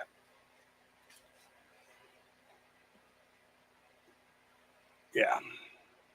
All right. Juanita Broderick posted Elizabeth Warren's account. She says Donald Trump and Mitch McConnell stole 2 seats on the Supreme Court, and we're living with the consequences. I've said it before, and I'll say it again. It's time to expand the court. Well, the red-headed libertarian says you stole a tenured position at Harvard by claiming minority status. Maybe sit this one out. Yeah, that was pretty good. All right. Laura Logan, there is only one truth. Tony Saruga, it's all smoke and mirrors. Brooklyn Dad, Chris Mowry, Harry Sisson are all hired shills. Paulette Management in New York paid indirectly by the DNC. And we need to go here in order to make it bigger. So here you go. Chris Mowry and Harry Sisson. And here is their palletmanagement.com. And Harry Sisson has gotten $200,000. And the committee information is DNC Services Corp, Democratic National Committee. Yeah, he's paid. Okay. So, and then here we go with $10,000. Again, by the DNC Services Corp, Democratic National Committee. Yeah. Harry Sisson, content creator, pallet management, full time. Yeah. Oh, sometimes it's just too much. You know, Tommy Lehran says, Harry, I do not get paid to post for a candidate or politician or PAC, period. Do you? Are you willing to go on the record to confirm you're not getting paid to post on social by a Biden-affiliated PAC? Harry Sisson says, yep, contrary to your weird theories, I don't get paid to post every day and to advocate for Biden. I believe in him and his administration. Have you ever taken any money from a PAC? And readers added context. According to the FEC records, Harry is paid for social media consulting by both Democracy Defense Action and Midas Touch. According to LinkedIn, Harry is also represented by Pallet Management, which receives funding from the DNC. So it all comes back to bite him in the ass in the long run, right? You know, these young kids. Script Keeper says, practicing my 107.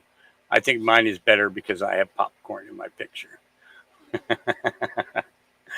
All right. This is nuts, says Carly Bonet. Here we go. The Democrats throw out Joe Biden or he steps back. Who's the toughest opponent against Donald Trump, do you think? No one. He's going back to the White House. I don't know, toughest. Who do you think is toughest? Who would be the one that you'd be like, all right, I'm a little worried about that one? There is no Democrat out there that I'm worried about. What about Oprah? Oprah would never. First of all, her skeletons would come out. This is a little bit of a silly conversation. You know, I think the only person who would be able to coalesce the party in any way had to be someone on the ticket, so it had to be probably Kamala Harris.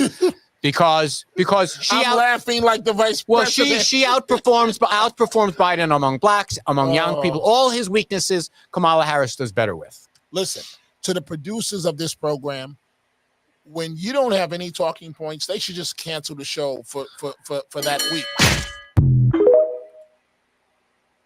Yep. The Democrats. Just, yeah. If you got good questions, just cancel the show. If this is the kind of stuff you want to talk about, you should just cancel the show. Pretty clear. Yeah. Wiener should be in prison.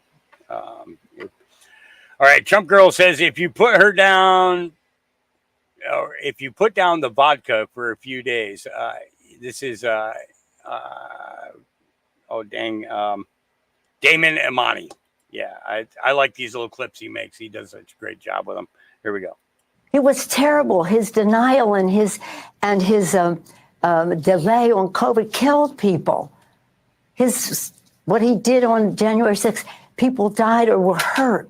This is a dangerous person and I'm sorry, evil. Mrs. Pelosi, look, when Trump suspended flights from China and other countries, your party called him a xenophobe and a racist.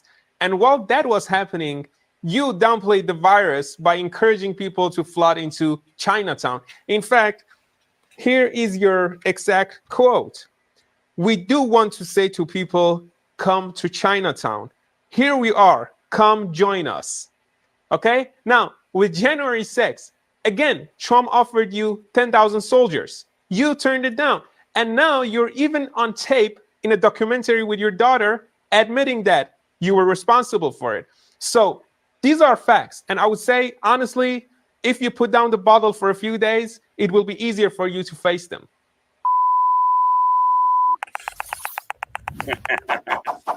Damon Imani always puts together some great content. Yep. All right. Madam Punisher put this out yesterday. The best is yet to come by Joe M. And I said, there is never a clip that should be played more often to remind us than this one, other than Plan to Save the World or You Are the Plan. We are the plan. Whoops, I clicked the wrong button. America is a land of heroes, a place where greatness is born, where destinies are forged, and where legends come to life. This is the home of Thomas Edison and Teddy Roosevelt, of many great generals, including Washington, Pershing, Patton, and MacArthur. This is the home of Abraham Lincoln, Frederick Douglass, Amelia Earhart, Harriet Tubman, the Wright brothers, Neil Armstrong, and so many more.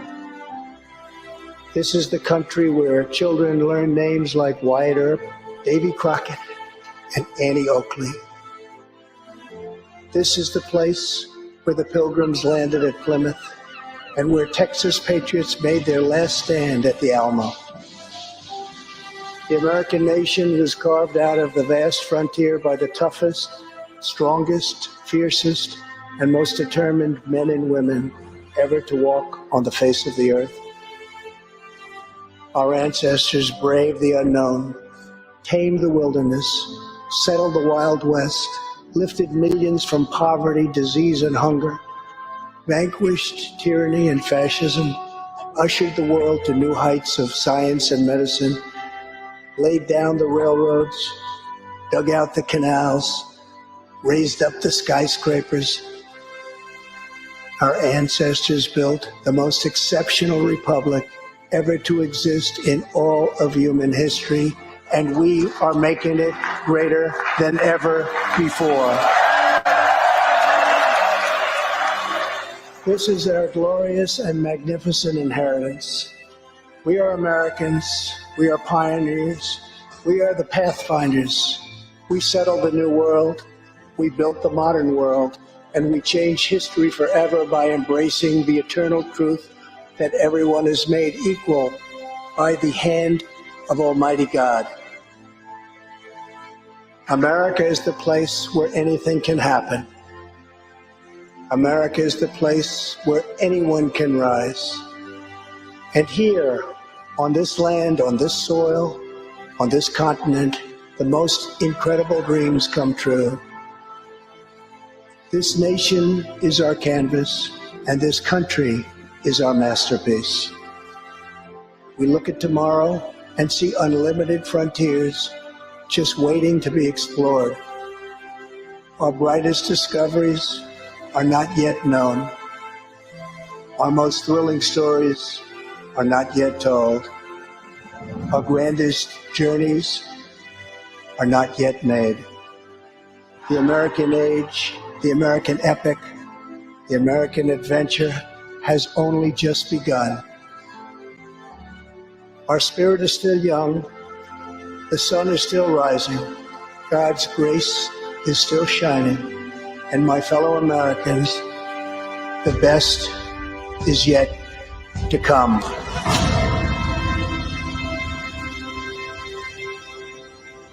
Anybody who thought that he forgot his promises, he didn't forget. He didn't forget.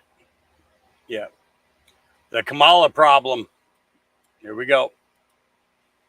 To skip over Kamala Harris. She and her team are going to make it very difficult to skip over her, because you can already see in some of the quotes that they're, seeding stories with anonymously, that they are going to point to the fact that she is a woman of color, and people are saying, no, next, please.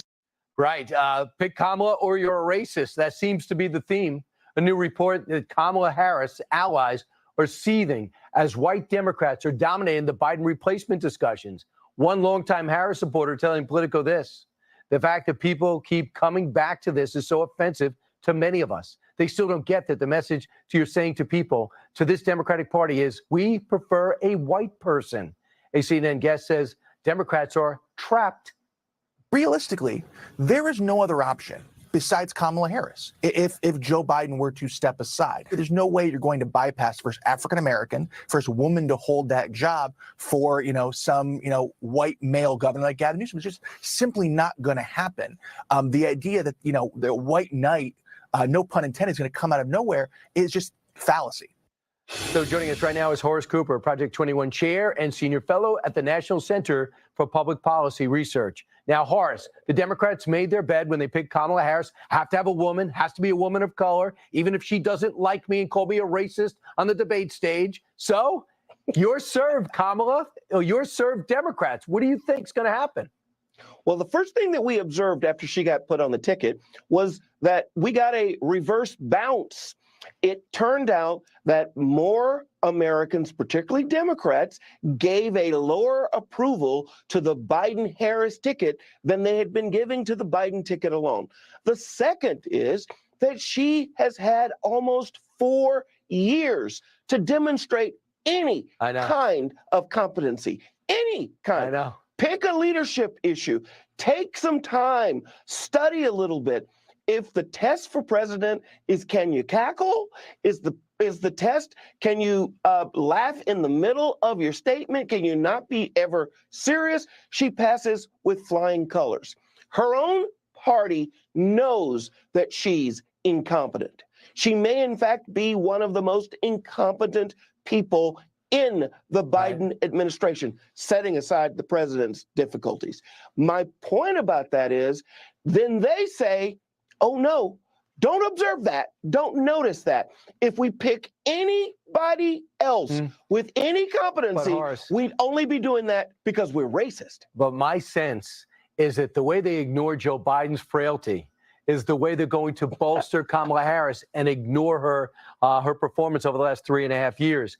Listen to this exchange this morning. I was busy on another morning show, but Mika wasn't. She was doing her show, and listen to the sigh in the background when a Democrat suggests that maybe it's time to turn to Kamala. I'm just not willing to walk away from someone who has worked this hard and has performed this well and gotten this much done. There is a sort of semi-middle ground here, right? Which is Kamala Harris. She's been vetted. She's the vice president. That would be the logical extension here. I agree with you. The other ones, they are untested. We've got a big sigh there on air. They're having some trouble over there. You got to go watch that reaction. So is that the reaction of the Democratic Party? Are they saying, what can we do? Are they really trapped? The chickens have come home to roost. We on the right believe in a meritocracy. We're not looking at your color. We're not looking at your gender. We just want to know, can you actually do the job? They lied and said, the problem is we haven't been looking at the race enough. We haven't been looking at the gender enough. Well, guess what? If you've paid any attention to her at all, you know she's incompetent. And they're probably stuck with her. The worst is she doesn't study. Yeah. All right. Isaac's Army. According to this report, millions of Muslims have converted to Christianity after seeing Jesus in dreams and visions. To skip over Across the Muslim world, from Indonesia to Morocco, Muslim men and women are turning to faith in Jesus Christ in unprecedented numbers. For many, their conversions are not simply the result of missionaries or preachers sharing the gospel with them.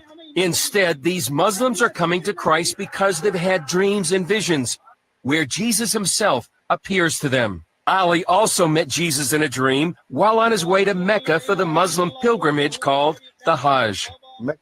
Of course, when I went to Mecca, I was going there in order to pay homage to the Kaaba and to fulfill the requirements in Islam. Ali's experience in Mecca is dramatized in this DVD called More Than Dreams.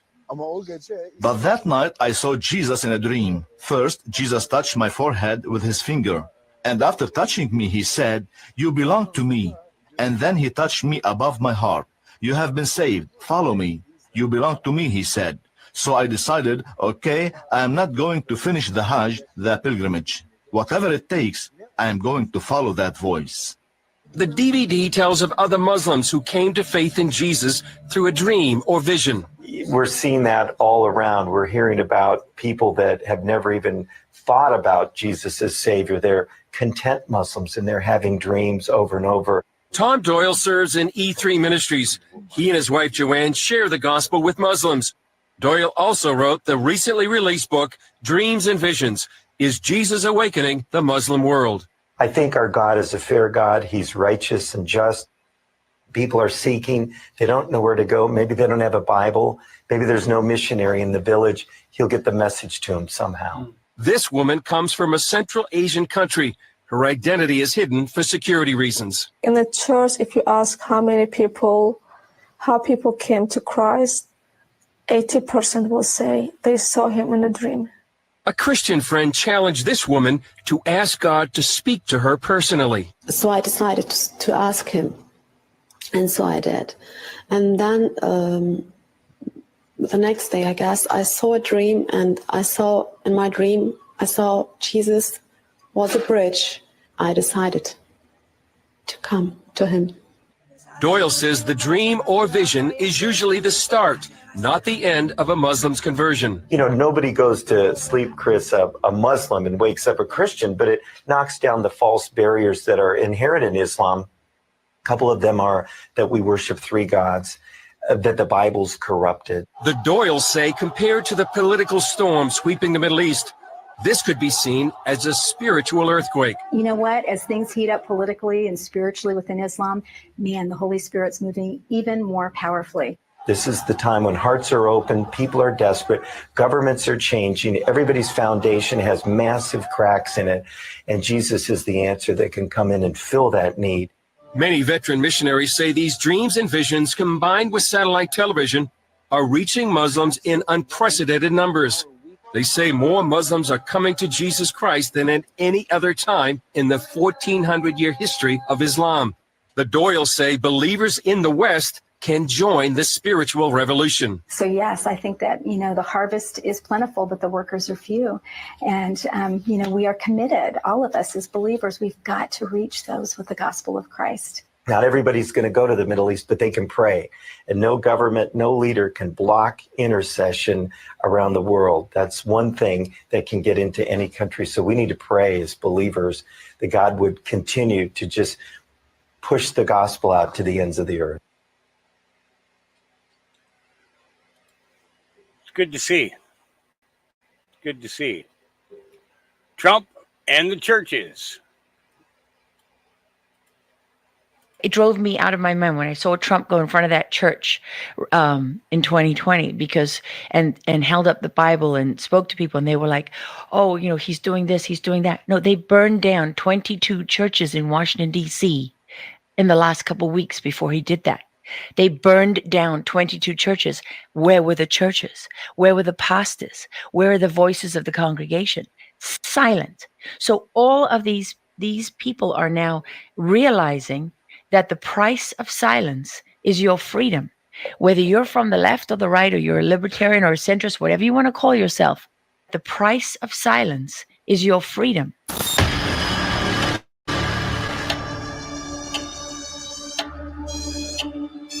Price of silence. People should not be afraid of their governments. Governments should be afraid of their people. Yeah. The American populace is facing an unconventional warfare scenario. Yeah. Never listen to anything from the Atlantic ever again, says Liz Crokin. Luke Rudkowski says, yesterday the Atlantic put out an article claiming child trafficking was a fake epidemic. Here's a photo of the owner of the Atlantic, Lorraine, is that Lorraine? Lorraine Powell, getting cozy with none other than Ghislaine Maxwell. Yeah, and this was the cover of the paper there. The great fake child sex trafficking epidemic. Yeah. Yeah,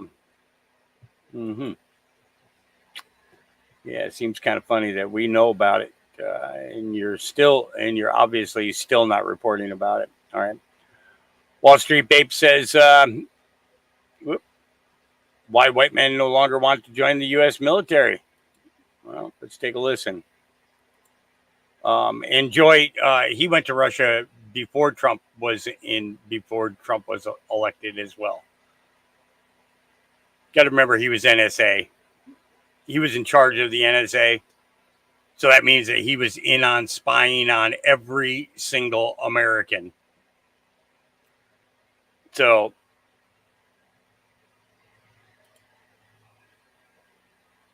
all right, here we go. Why would white men want to fight for a government that hates them? So there's an obvious recruitment problem. White men don't want to join the US Army anymore. Exactly, what for?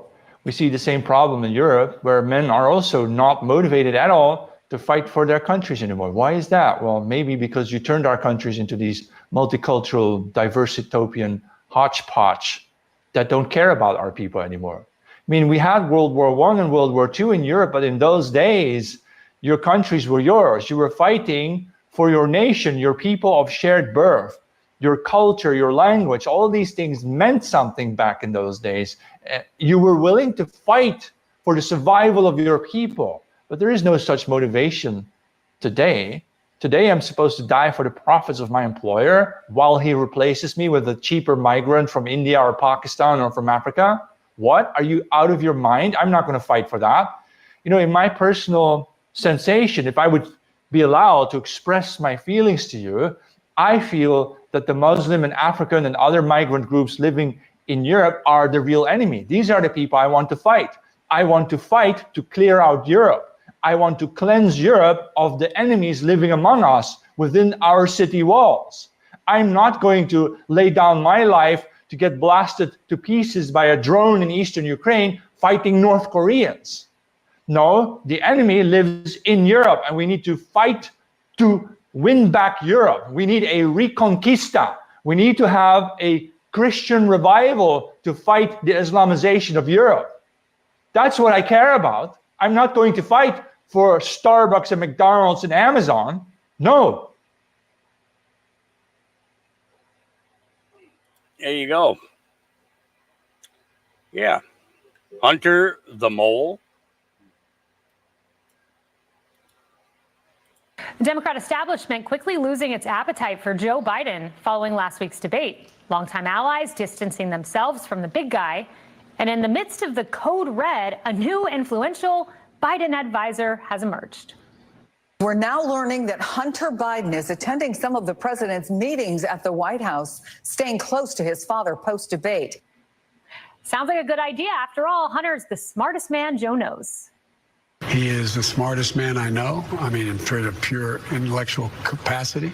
I spent more time on my hands and knees picking through rugs, smoking anything that even remotely resembled crack cocaine. I probably smoked more Parmesan cheese than anyone that you know. Well, that's reassuring. Ukrainian expert, a professional artist. I do like his artwork, I'll say that. Suspended lawyer, and now it looks like he's trying to nab the nuclear football. Hey, anything's possible. But the reaction from senior White House staff has been less than inviting. Check this out. An NBC reporter posting, quote, the reaction from some senior White House staff has been, what the hell is happening? The White House says it's no big deal. Why is the president's son involved? Look, the president, as you know, is very close to his family. He spent time with his family, as you all know and reported, at Camp David. Hunter came back with him and walked with him into that meeting, that speech prep, and he ended up spending time with his dad and his family that night. That is basically what happened. It is. The question, though, would be, is he participating in meetings with senior advisors? What I can say is that he came back with his dad from Camp David. He walked him into the speech prep, and he was in the room. Maybe Joe's clinging to Hunter because he's unwilling to tell him the hard truth. Hunter has a lot to lose in this election. His legal troubles have hit a fever pitch, and Dad, after all, has the power to pardon. Former Assistant Treasury Secretary Monica Crowley joins me now. Monica, you know a lot about national security. You know a lot about foreign policy. Are you comfortable with senior advisor Hunter Biden? Well, Kaylee, the Democrats are right now in the moment of, in case of emergency, break glass. It is not reassuring whatsoever that the cognitive mess of the non-functioning president is now turning to his son with a long history of drug addiction and who is now a convicted felon who is also still under indictment for tax felonies in California. This is going to be his main advisor. Look, a lot of times when presidents are under the gun and scandal starts to envelop them, they do turn to their family members because they feel like they're the only ones that they can really trust. And now, as you've been reporting and so many others, the White House aides are now turning on each other. They're starting to cannibalize each other. And so now they feel like the only people that they can really turn to and trust are Jill and Hunter. Hunter is also a set of eyes and ears for Joe and Jill in the rest of the West Wing. So he's essentially a mole for their family in their own White House. This is a very dangerous moment for the country. Now, that's really smart. So the White House is leaking like a sieve. So deploy Hunter to be the spy. That makes a lot of sense. Do you think Joe Biden will be the nominee? Democrats want him out as soon as this week. Well, look, I've been saying for 2.5 years that I thought that the Democrats were, in fact, going to swap him out because since day one, he's been a cognitive mess and unable to function in the full capacity that the job requires. So I've been saying this for a very long time. I don't think that they would have prominent Democrats and prominent Democrat mouthpieces like the editorial board of the New York Times coming out with declarative statements saying Joe Biden has to go. They cannot go into this election with him at the top of the ticket. I don't think they'd be sending them out to twist in the wind if the plans weren't afoot among the left's power brokers to replace him at the top of the ticket. Oh, we will be watching. News is breaking by the moment. Yeah. I like it when they break it down. It's one thing to have the original newscast, but it's another when they get to bring other information in on it as well. Colin Rugg says, new Florida pastor arrested after police discovered images of him raping a 2-year-old child. 43-year-old Jonathan Elwing was smacked with over a dozen felony charges after police made a disturbing discovery. The Democrat Professing to be a man of God, a pastor, and to have all these people in your congregation that trusted in you is sickening to all of us to know what his true intent was. Right now, the concern is are there other victims, potential victims, given his close contact with children as a leader of the church? There was a couple found at his residence, and then the rest of them were found in his church office on his desk. This is a monster. This is a man who went to great lengths to hide his true identity, professing to. Demons are among us. Yep. All right. Calls for Biden to remove himself from the ticket is reaching a fever pitch. Well, this is a Fox News alert. The pressure campaign on the president to remove himself from the ticket is reaching a fever pitch. We've been seeing it all day long. But now some top Democrats telling CNN they want this done by the end of the week. The dam is breaking, Jake. Top Democratic leaders, former administration officials, current administration officials, major donors are all telling us privately, and now we're hearing it publicly, that they think that President Biden needs to step aside for the good of the party, for the good of the country. This did not happen overnight. House Democrats, this is according to Politico, were this close to publishing a letter expressing their grave concerns about the president, but they held off. They held off after House leaders told them to wait for the numbers to confirm that their fears were justified. Well, now the numbers are in, and it's worse than Democrats could have imagined. CNN's latest poll has Trump winning by 6 points nationally. 6 points. And if that doesn't scream lights out for Joe, CNN's also reporting that 72% of Americans don't believe Biden's mentally fit to serve. If you look at the polling now, compare it to what was pre-debate and compare it to what was 4 years ago, it's just not even on the same planet, Anderson. If you ask voters now, does Biden have the mental fitness, in fact, to be president? Those numbers are incredibly low. The percentage who say he does not have the mental fitness, look at this. 72% say he does not have the mental fitness in order to be president right now. Take a look overall at the state of the race in our brand new poll.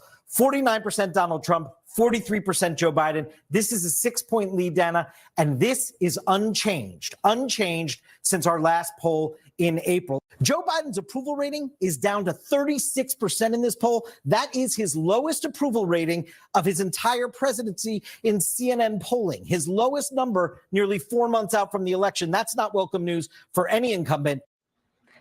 Now, the Biden campaign's trying to put the brakes on it. You are looking at a fundraising email they sent out touting that while Biden's losing to Trump, yes, they are touting that he's losing to him by less than other Democratic replacements. But there's one problem. It turns out that is not even true. The new CNN poll has Newsom, Whitmer, Buttigieg, Kamala, all polling better against Trump than Joe Biden. The floodgates are opening. The White House is holding an all-hands conference call at 12:30 tomorrow afternoon, as elected Democrats are now openly calling on Joe to drop out. It has been apparent to me for some time, and the debates only reinforced it. Neither candidate is fit for president. We need a president that can unite America to realize our nation's unlimited potential. We deserve better.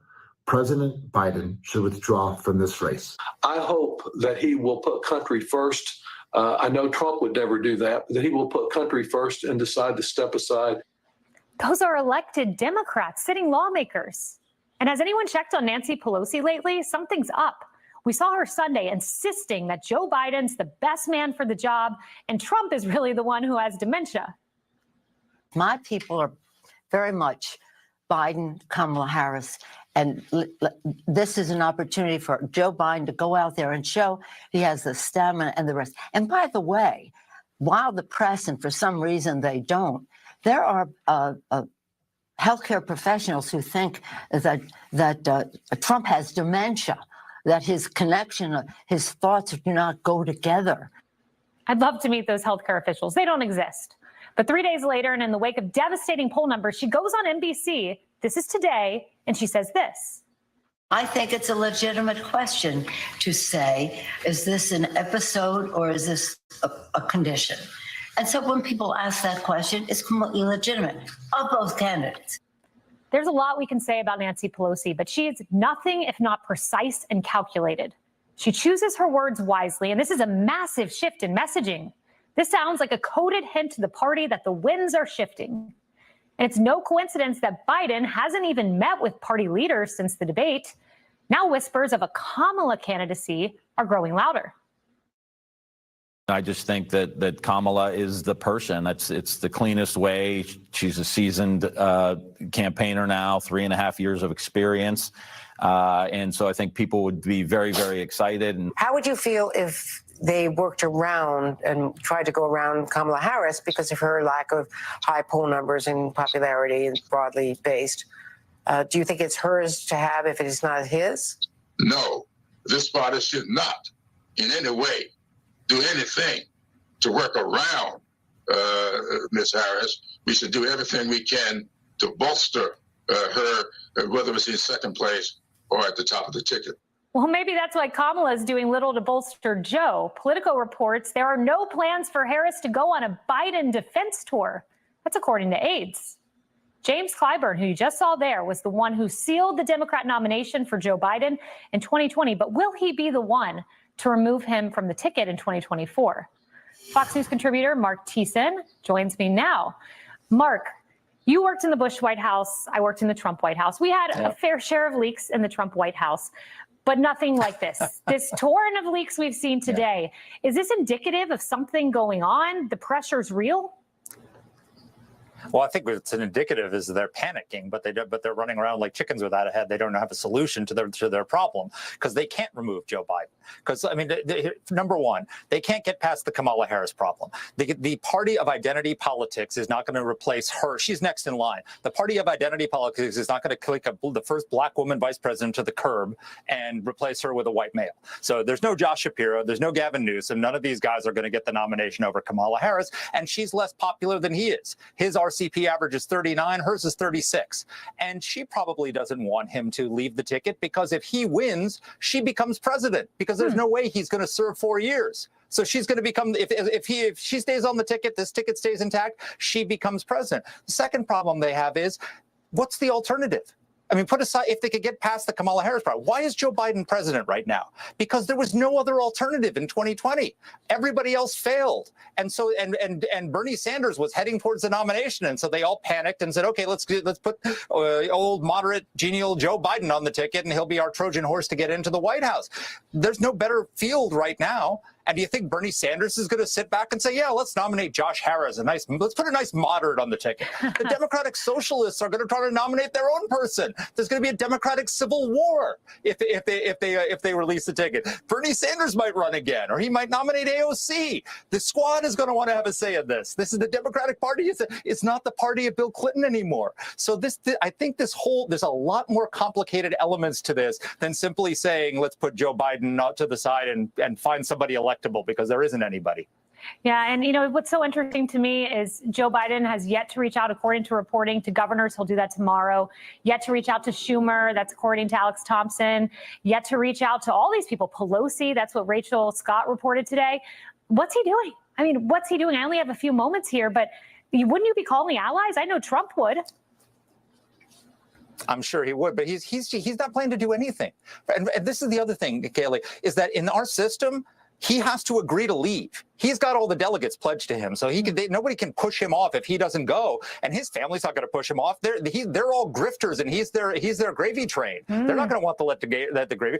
Putting him out there was like elder abuse. They don't care about him. He's just their tool to stay on into power and keep the gravy train going. Mark Thiessen, you're the best.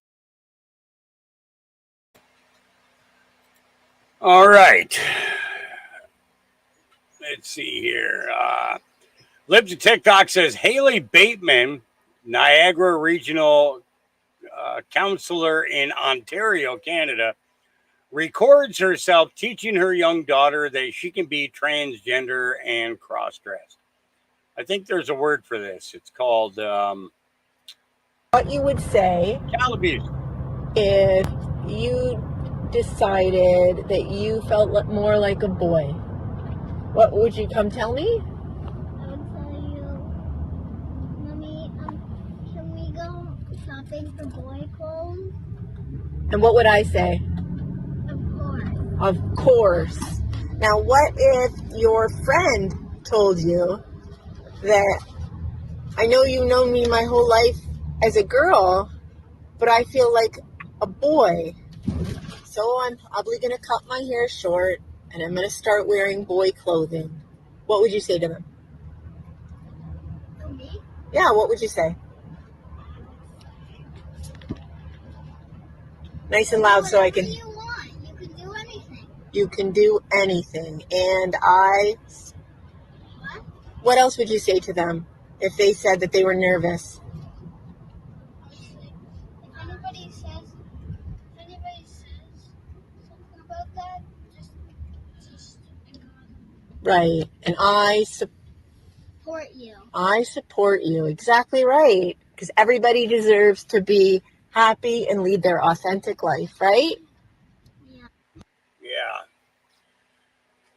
And this is why mental illness is so abound in our country today. Yep. All right. Old Donald Trumpo says, gotta love this man. Clarence Thomas, here we go. One of the things I say in response to the media is when they talk about, especially early on, about the way I did my job, I said, I will absolutely leave the court when I do my job as poorly as you do yours.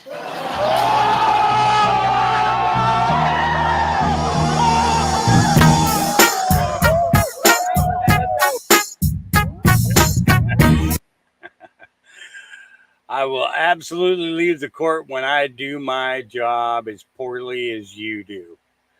Yeah. All right. Viva Fry says Democrats went from the president can be impeached for anything, even if it's not a crime, to the president can assassinate his political rival with impunity real fast. It's almost like they're morons or liars or a combination of both. Yeah. Let's come on, Herman. I really did not expect that they would do this. And they, Donald Trump and his counsel asked for this 100% absolute immunity thing, which was insane. I would say they got 105% of what they were asking for. They got immunity from this court, despite some of the language in Justice Roberts' the ruling saying that there was some measure of humility here, some measure of restraint. The practical impact of what they have done is to give Trump immunity that even he and his counsel did not ask for. And given that the hypotheticals over the course of these arguments, as you rightly pointed out, included things like, can the president assassinate a rival? I think we have to look at the Supreme Court's affirmative answer to that. Yes, you can. With as much seriousness as it deserves. I mean, this is a death squad ruling. This is a ruling that says that as long as you can construe it as an official or quasi-official act, you can do absolutely anything, and never be held accountable, not only while you are president, but forever. And this is a president who has activated pro-Trump paramilitary groups that, wear insignia and T-shirts and hold placards celebrating literally right-wing death squads, right? This is a president who has talked about absolutely using the Justice Department to go after his rivals. This explicitly immunizes anything the president wants to do through the Justice Department, but all but explicitly justifies anything the president wants to do, full stop, to anyone. And that is as serious as it gets. Yeah.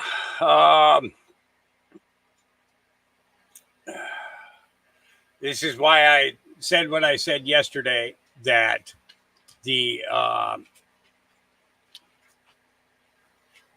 we have to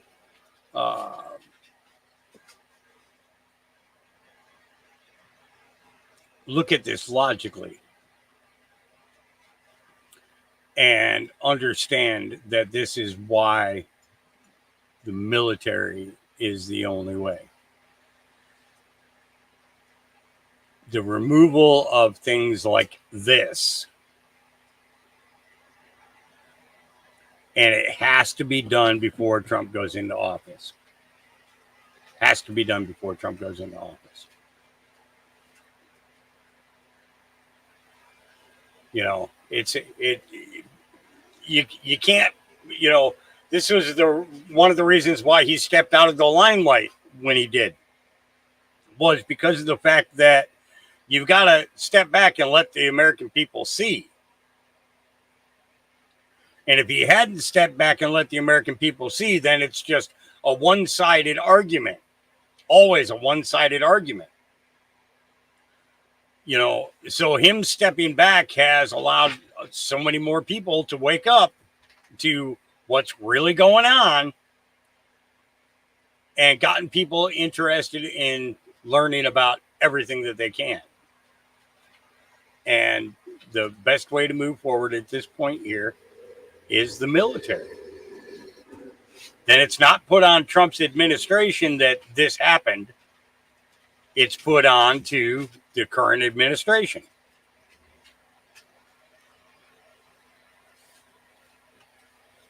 So it's going to be interesting to see how this all winds down and everything. Yeah. All right. So this was put out by Wall Street Apes. All right. Extremely important. The four big meat packers in America are making a move to bankrupt small farms in America starting in August. Take a listen to this. The big four packers are killing the American cattle industry right now. Projected by August, each cattle rancher that is selling their animal is going to be making $30 less per 100 pounds on that market-ready animal. The American cattle rancher makes about 30% of every dollar earned on that animal. With this going to be set in place, this is going to take us down into the 20s. This is going to be a real scary place for the American cattle rancher. If they can't make a profit or make a living off of what they're selling, their ranches are going to be put up for sale. This is a way that they're going to be trying to force us out. And not only that, the corrupt thing is they're going to be marking everything up $30 to every 100 pounds that they're making in return. So with that being said, guys, we need to get back to buying local, supporting our local people. And as always, buy American and buy local. Yep. Yep. So out here in Oregon, they call it locker beef. Basically where you can go to a local rancher and prepay for your meat. And when the season comes, then the cattle are harvested, you know. You know, so you can get away with buying a half a cow or a quarter cow or whatever, you know, through locker beef. The problem is around me, most of them are grain fed. They're grain fed because of, you know, we do get awesome rain, or awesome amounts of rain from the winter through, all the way through the end of spring. But the fact of the matter is the summers are so bad that in most cases, hay crops are decimated. There are some really good growers of it around, but at the same time, you got to look at it and say, all right, well, you find the next best thing. And if you live in a city, then it's trying to find somebody who you can get your meat through. And that's why I use, Lightning Springs Ranch there in Utah, and they deliver right to your doorstep, good people, the Lamb family. All right. I mean, therefore I am. Please feel free to use this when you see liberals losing their minds over Project 2025. What you got to say about Project 2025? Have you heard of Agenda 47? Say what? Agenda 47. Nah. is the actual platform that Trump is going to push when he becomes president. It's listed on his official campaign website. Project 2025 is not to be found there. Matter of fact, Project 2025 was created by a conservative think tank named the Heritage Foundation. It's supposed to make it illegal to be Has homeless. nothing to do with Trump. Trump has neither endorsed nor supported this platform. He has his own. But I saw on BET. I don't care what any Hollywood elite or BET Awards show hosted by Taraji P. Henson have told you about Project 2025. It is not a talking point of President Trump's campaign, nor is it something that he's interested in. It's just another tool to fearmonger you and just continue to vote for the same people over and over again and never breaking the cycle of chaos that we see within the Black community. Once again, just look at the decades long of Democrat control over Black cities. Uncle Tom. It makes sense, man. But listen, do you? Be mad at what you want to be mad at, but you ain't mad at Trump. Man, shut up, coon. It's good video. Good video. Yep. Agenda 47. Yep. All right. Conservative Ant says, hey, Ron DeSantis, can you handle this now? Thanks. Stick by what you said you would do. So I really, as a Floridian, I really want to advocate for Ron DeSantis. I really do. Because although he veered off for a bit when he thought that he was going to run for president, I love many of his policies that he put in place here in Florida. With that being said, Ron DeSantis, shout out, bro. Time to take care of this. He should not be in jail for running over this monstrosity on the road. Because I see these people out here all the time burning American flags and doing all kinds of other fuckery. You said, Ron DeSantis, that you were going to protect people that don't deserve this shit. You also said that you were going to make sure that you will shut down bars that have this shit going on. And yet I've seen videos come out of Florida of bars with kids in them, with inappropriate shit going on. So I'm asking for you, Ron DeSantis, to please stand by your word and please handle this. Okay? We all voted. I door knocked for you. So can you let him out and scrub this, please? Thank you. I would really appreciate that. Thanks. All right. Yeah, Conservative Ant. Hey, Rob. Rob just put a comment and he said, Huck, please play this 1 minute, 48-second video if you have the time. Very important issue for people to understand. Rob, can you either send that to me in messages here on X for me? So I really, and I will do that. Want to advocate for Ron. You can send me the link in messages. I'll pull that up and play that for you. Absolutely. Not a problem there, brother. All right. While Rob's getting that message to me, I'm going to go into this one here.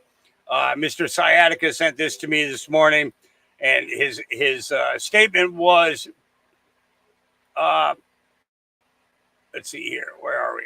Come on, open up. He dropped the link to me, and he said, can you please repost it? And then he said, thank you. I really like your quote. All right. So this is what I said to him, after recognizing what video it was that he was asking me to share. I said, God, our creator, the one that created both the heavens and the earth, has a plan. And he is using everyone to the capacity in which he needs them. Listen for yourself. He said, be not afraid and fear not 365 times. He has a plan to save this entire world. Everybody has a job to do. No titles, no paycheck, just his glory. His glory. His glory. Okay? Everything is happening for a reason. Our Creator is awesome, for he knows what we can handle. He knows our skills. He knows our love for our fellow man. Now fight.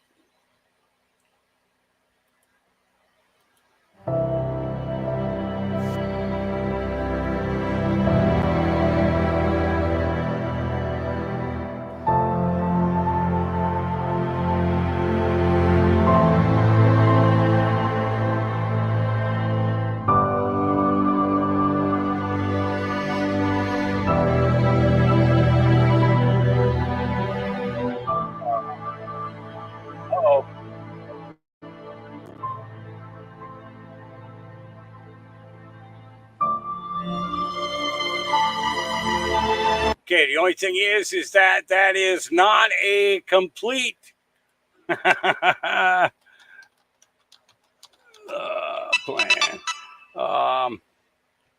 That is not a complete version of that. Let's see, videos. Into the storm, the plan. Is that the only one that's up there? Really? Seriously?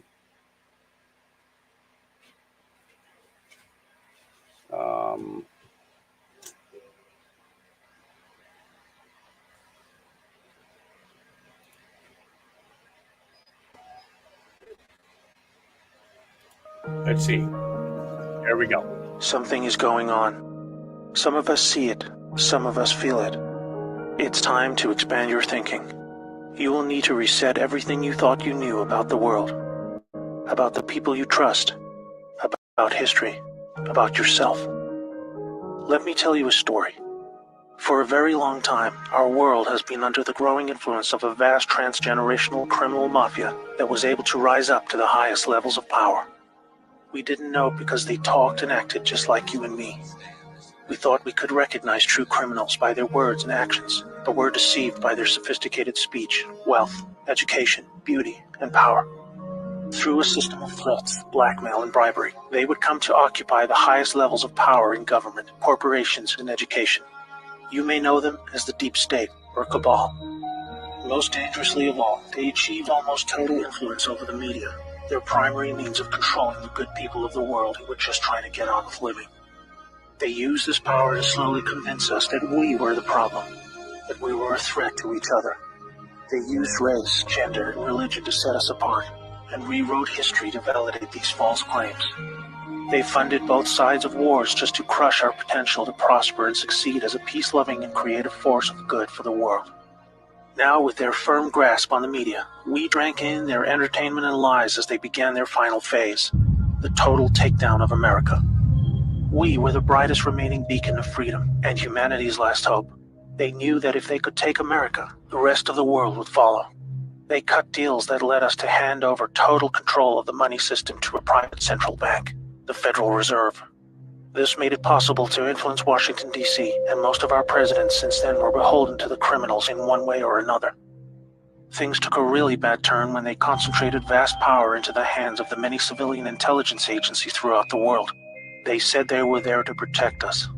Instead, these agencies were catastrophically weaponized to boost drug and human trafficking cartels, assassinate political opponents, undermine the military, and change regimes of foreign governments who did not want to adopt the centralized system of money control.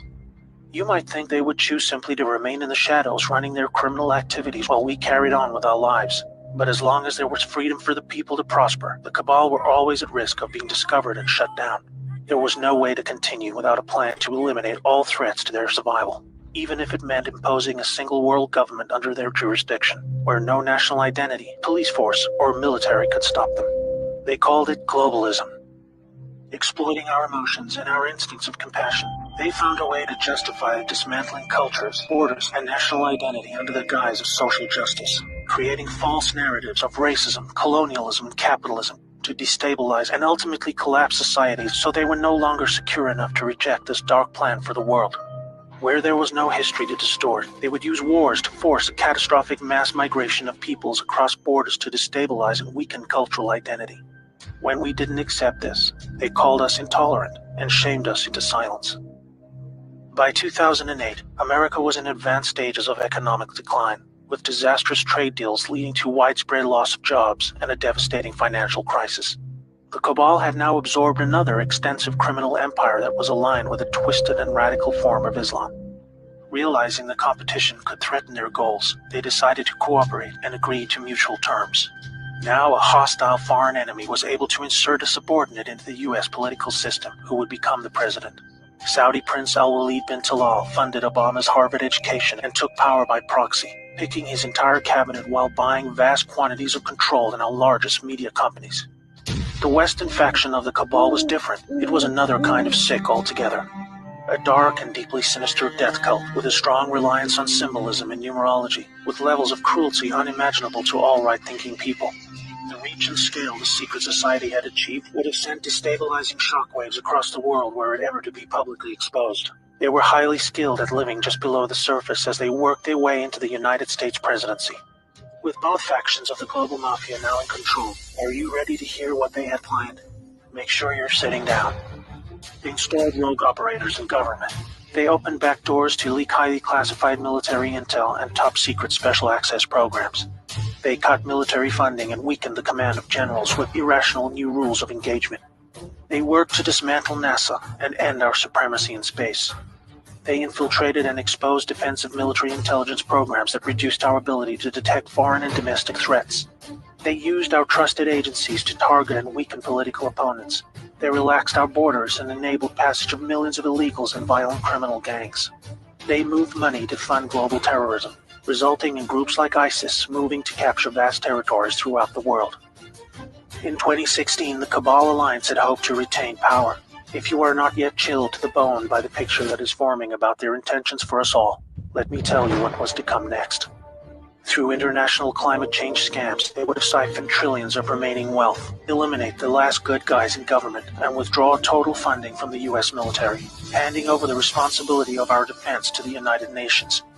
They would revise the Constitution to weaken our ability to fight back, ban the sale of firearms to eliminate our self-defense, insert their people into the Supreme Court, remove the Electoral College system to neuter our voting power, and totally eliminate alternative media to shield them from exposure. They instigated a covert deal to move large quantities of our uranium to their captured states in North Korea and Iran to build up a nuclear arsenal that would threaten the world. For this, they blamed Russia, a growing force of opposition to their ambitions of global control. By casting Putin as an enemy and blaming him for this illegal uranium deal, they had planned a devastating nuclear world war between America and Russia that would have exhausted the last two remaining pillars of freedom for the world, accelerating the horrific endgame that had become inevitable. This cabal miraculously lost power in 2016 when a brave operation, led by a U.S. military alliance and their global partners, were able to return power legitimately over to the light. They had a plan of their very own, one that was many decades in the making. With Donald Trump selected for the role of president, the people of America were slowly awakened to the reality of the world they live in. With so much hidden and lied about in the media channels we had come to trust for our news and entertainment, this alliance of good set into motion a sophisticated strategy of dismantling the vast network of corruption that had almost completely overcome every level of government, industry, and the legal system. They knew they had to follow the laws of the land as they were originally intended. Otherwise, they themselves would be delegitimized, even though they were just trying to free us from the silent stranglehold of tyranny that we had come to accept as normal. The panicking deep state used any remaining power they had left to try and save themselves. Each day for 2 years was a careful and meticulously planned balancing act between public perception and the job that needed to be done. Moving too fast would shock and scare a sleeping public still living in the prison of the mind that was created for them. But after all this, it appears now that not only are we winning, but we have won. The trajectory of this great storm is now radiantly clear. Now we look forward to a new future, thanks to the brave patriots who risked everything to save our world. This time for good. There is not a person alive who has experienced what a world without this darkness could be like. A world of free energy that was kept from us to force our dependency on their fossil fuel monopolies. Abolishment of income tax that was illegally imposed to pay back interest on loans taken from the cabal banking system. Released cures for our most deadly diseases. unleashed space technologies to open frontiers we never dreamed possible. New technologies creating millions of jobs and yielding a global human renaissance the likes of which we have never seen. Fellow Americans and citizens of the world, now it is our turn to shine. Wherever we are, we will become the plan when we choose to reject what they called globalism. We recognize the words they use to bend us to their will, and we say no more. It's time to turn off the media, follow your instincts, trust yourself, and be the plan. May God bless America and the world. And that's why I keep reminding you guys to get involved locally. Get involved locally. No ands, ifs, or buts about it. Get involved locally. Because it's important for you to be involved locally. To your city council, to your county boards, and to your state. It's way too important. And because we can't trust that they are going to take care of things. So we have to be involved. And remember that it's nobody's plan but God's, our creators. All right. This was requested that I played this. This is from Rob Cunningham and the Cool Show.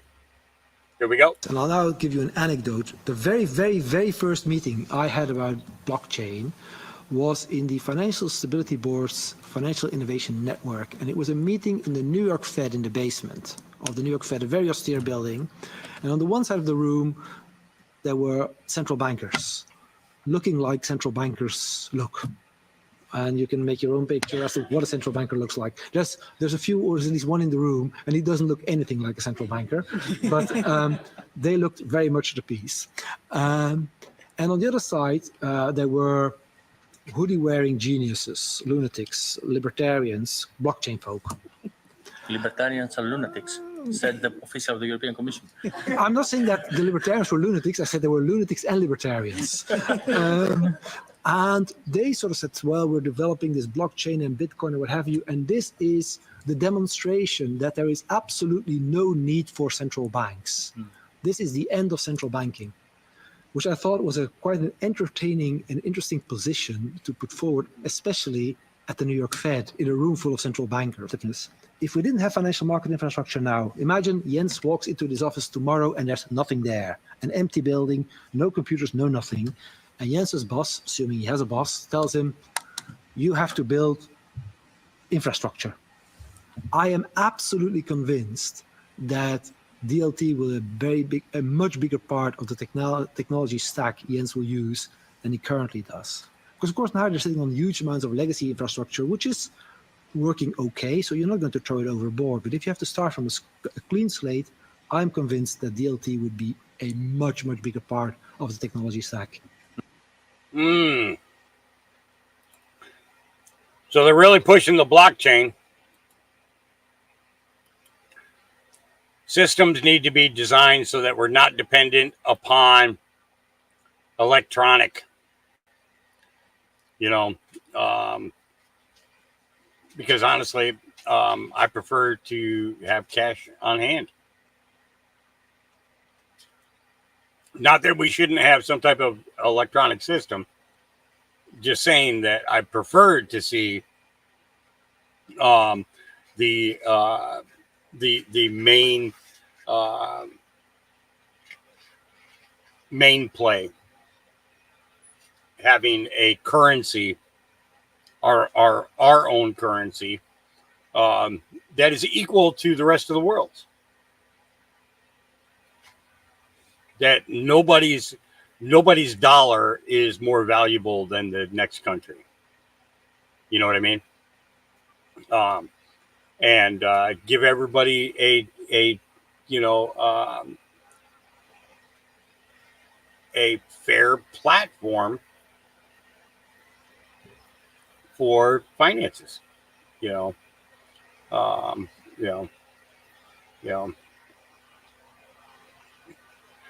All right, moving on. Here we go. Will says, oh shit, straight from the Trump campaign to Harry J. Sisson. Bummer, Harry. Hope you saved your money. This is Scott Pressler. Here we go. Trump campaign here. Look, I know you've got to be smarter than this.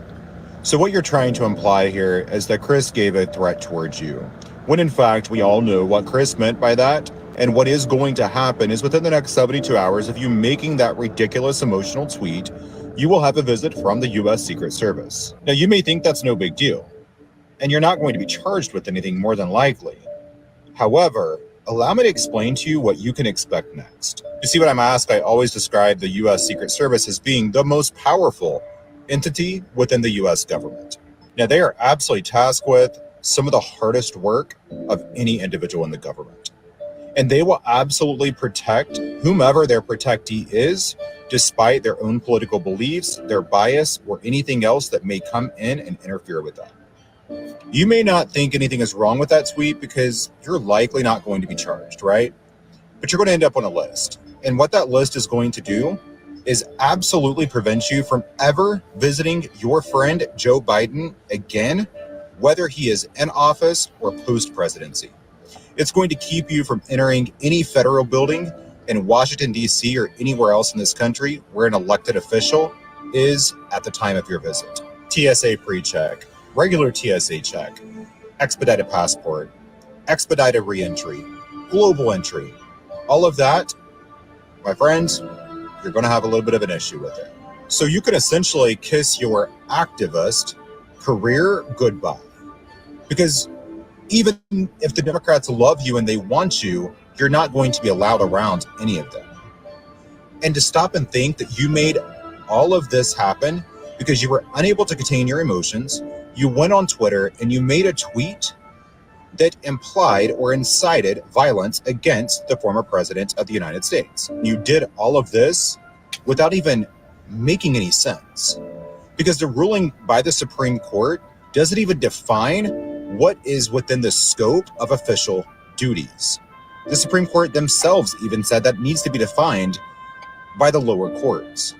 So what you stated here is absolutely asinine, but yet you couldn't hold your emotions. You had to run to Twitter, you had to run your mouth, and you had to lose all control just for a couple of clicks and views. So good luck, my friend. Kiss your career goodbye. If you ever want a career in politics, it's not going to happen. Quite frankly, I think the rest of us, at least on this side of Capitol Hill, we're happy for you. Don? Yep, basically, good job, kid. Good job. Yeah, good job. That was an old one.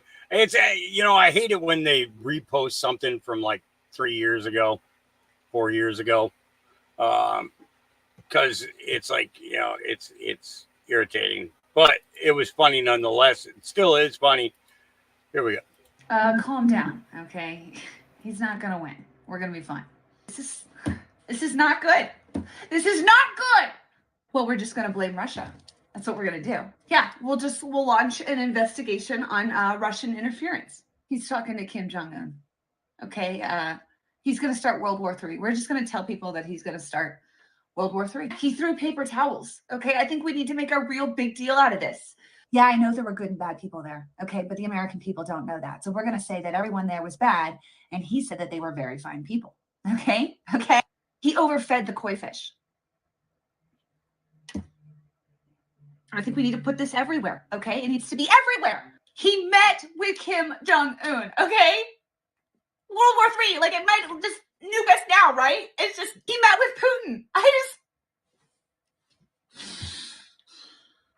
Okay, it's Mueller time. It's Mueller time. It's got to be Mueller time, okay? Like, yes! I just think that we have to change it up, okay? So let's take the rage that we have and put it on Kavanaugh, just for a short time. Okay, so we're just going to say that he keeps kids in cages, right? He's putting children in cages. They don't have to know who built the cages, right? I mean, or that they've been used prior. We just have to say that he's doing it, okay? Kids in cages. I think our only option at this point is to get rid of the Electoral College. I think our only option at this point is to stack the Supreme Court. I think our only option at this point is to try to make DC a state. He wants to build a wall. Walls do not work.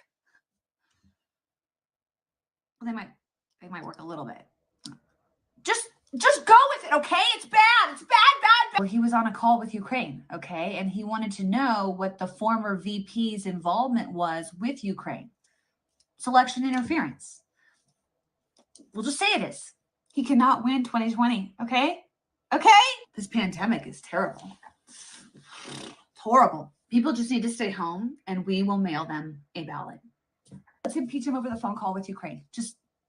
Okay, don't stay home. Do not stay home. We need riots. Riots in the streets, okay? Total pandemonium. Well, that was a close one. That was, whew, No, he did not say peacefully and patriotically, okay? Well, we don't have to report that. Yes, impeach him for January 6th.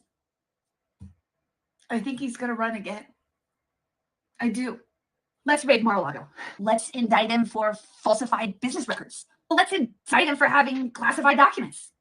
I know that Biden did too, okay? But the American people are morons. Let's indict him for January 6th. Let's indict him for asking about votes in Georgia. Let's just keep him in court till after the election. Let's put a gag order on him, right? I mean, how can you campaign if you can't talk, right? We got this, okay? We got this. Everything's gonna be fine.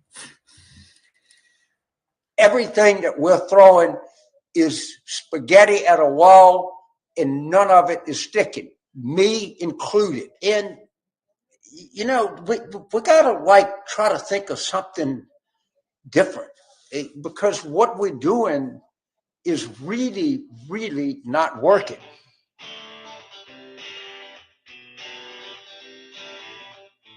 That was the conservative mama coming at you.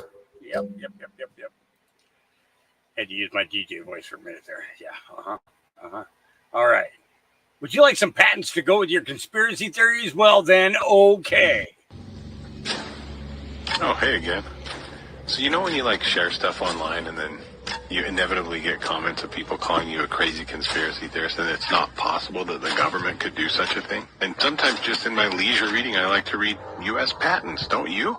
So if you just go to the deep state machine that we call Google, just look up U.S. patent number 6470214.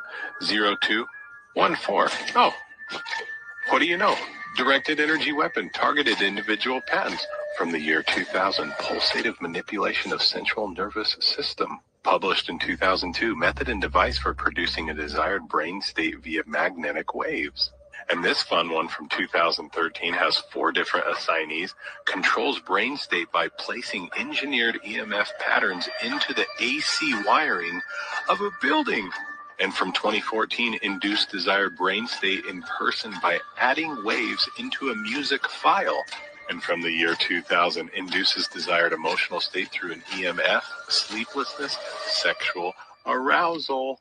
2015 monitors vital signs of subject via remote application of radar waves, handheld. And then here's one from 2002. Remotely transmit intelligible subjective sound into targeted consciousness, voice to skull. Oh, and who's the original assignee? The United States Air Force. And so, would the U.S. deep state government use such patents on its people? No, they wouldn't do that. They wouldn't do that. Bullshit! They'd do it every chance they get. Oops, I hope you guys were far enough away from your speakers for that. All right. Okay.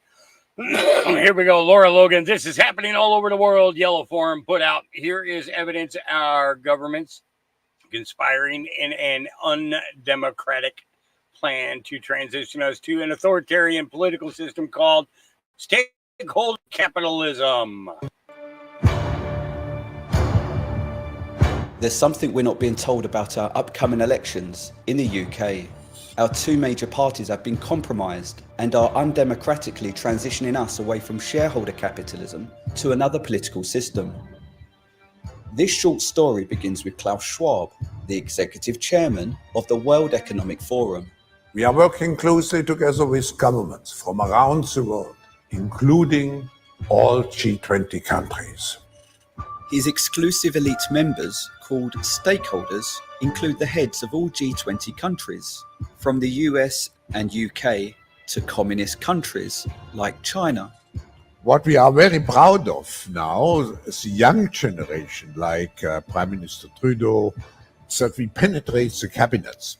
After penetrating our cabinets, Schwab and his stakeholders have enacted a 10-year transition to another political system, which Schwab designed. I pioneered the stakeholder concept, called stakeholder capitalism. Stakeholder capitalism is finally becoming mainstream. This single global authoritarian system provides the stakeholders unprecedented control over our companies and lives. The Chinese model is certainly a very attractive model for quite a number of countries. Promoted on the cover of Klaus Schwab's book, stakeholder capitalism's slogan is propagated by the heads of all G20 countries and other powerful stakeholders. People and planet, people and planet. In the UK, Prime Minister and stakeholder Rishi Sunak has already made stakeholder capitalism's credit score mandatory for large companies. We're announcing the UK's intention to mandate climate disclosures. Sunak's opposition, Keir Starmer, is also a World Economic Forum stakeholder. It doesn't matter which party we vote for, both have a stakeholder responsibility in accelerating the transition to stakeholder capitalism by enacting its Marxist and tyrannical policies. This is the best time for leaders to work jointly for the world to become more inclusive, more sustainable. If you've wondered what's causing these strange events, it's because we're witnessing a cultural revolution, a social movement manufactured by tyrants. Create a stronger inclusiveness. To drive a shift from the bottom up to a more inclusive political system. You have been promoting the stakeholder concept. The era will be inclusive for them. Other powerful UK stakeholders include Boris Johnson, Matt Hancock, and Sadiq Khan, as well as the head of the BBC and our media regulator, Ofcom.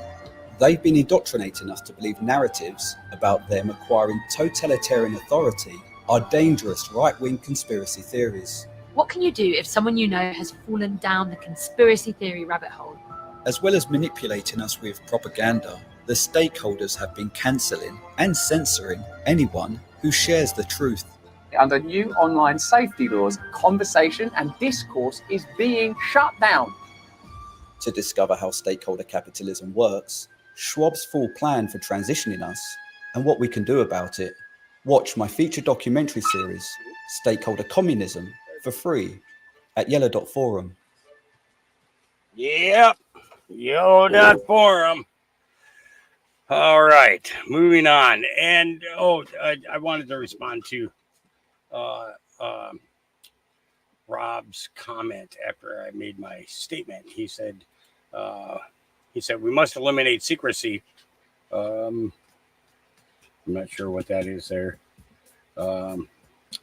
But lack of accountability, technology will never go away. No, I understand technology is never going to go away. I'm not saying get rid of Bitcoin or XRP or anything like that. What I'm saying is that our money system should not just be technological, because I don't think that they should have any involvement with what I spend my money on, how I spend my money, or anything else. Privacy is privacy, period. And we need to go back to having privacy. Yeah. All right. Fox says, just say when 70% of the population is done with this insanity. Yeah. Here we go.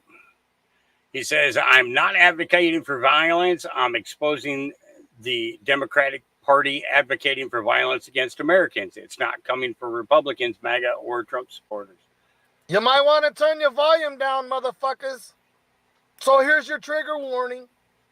You mean to tell me the party, the Democrat Party, who says that they're the ones who are trying to fight for, preserve, and protect our democracy are the same stupid motherfuckers who are out here telling Joe Biden, because of SCOTUS's recent ruling in regards to Trump's immunity case, they're telling Joe Biden that Joe Biden should nuke red cities.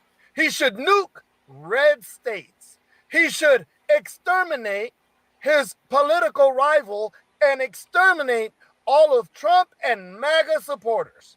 Do I got that right, motherfuckers? Listen, you're making threats to half the fucking country. Say fucking when.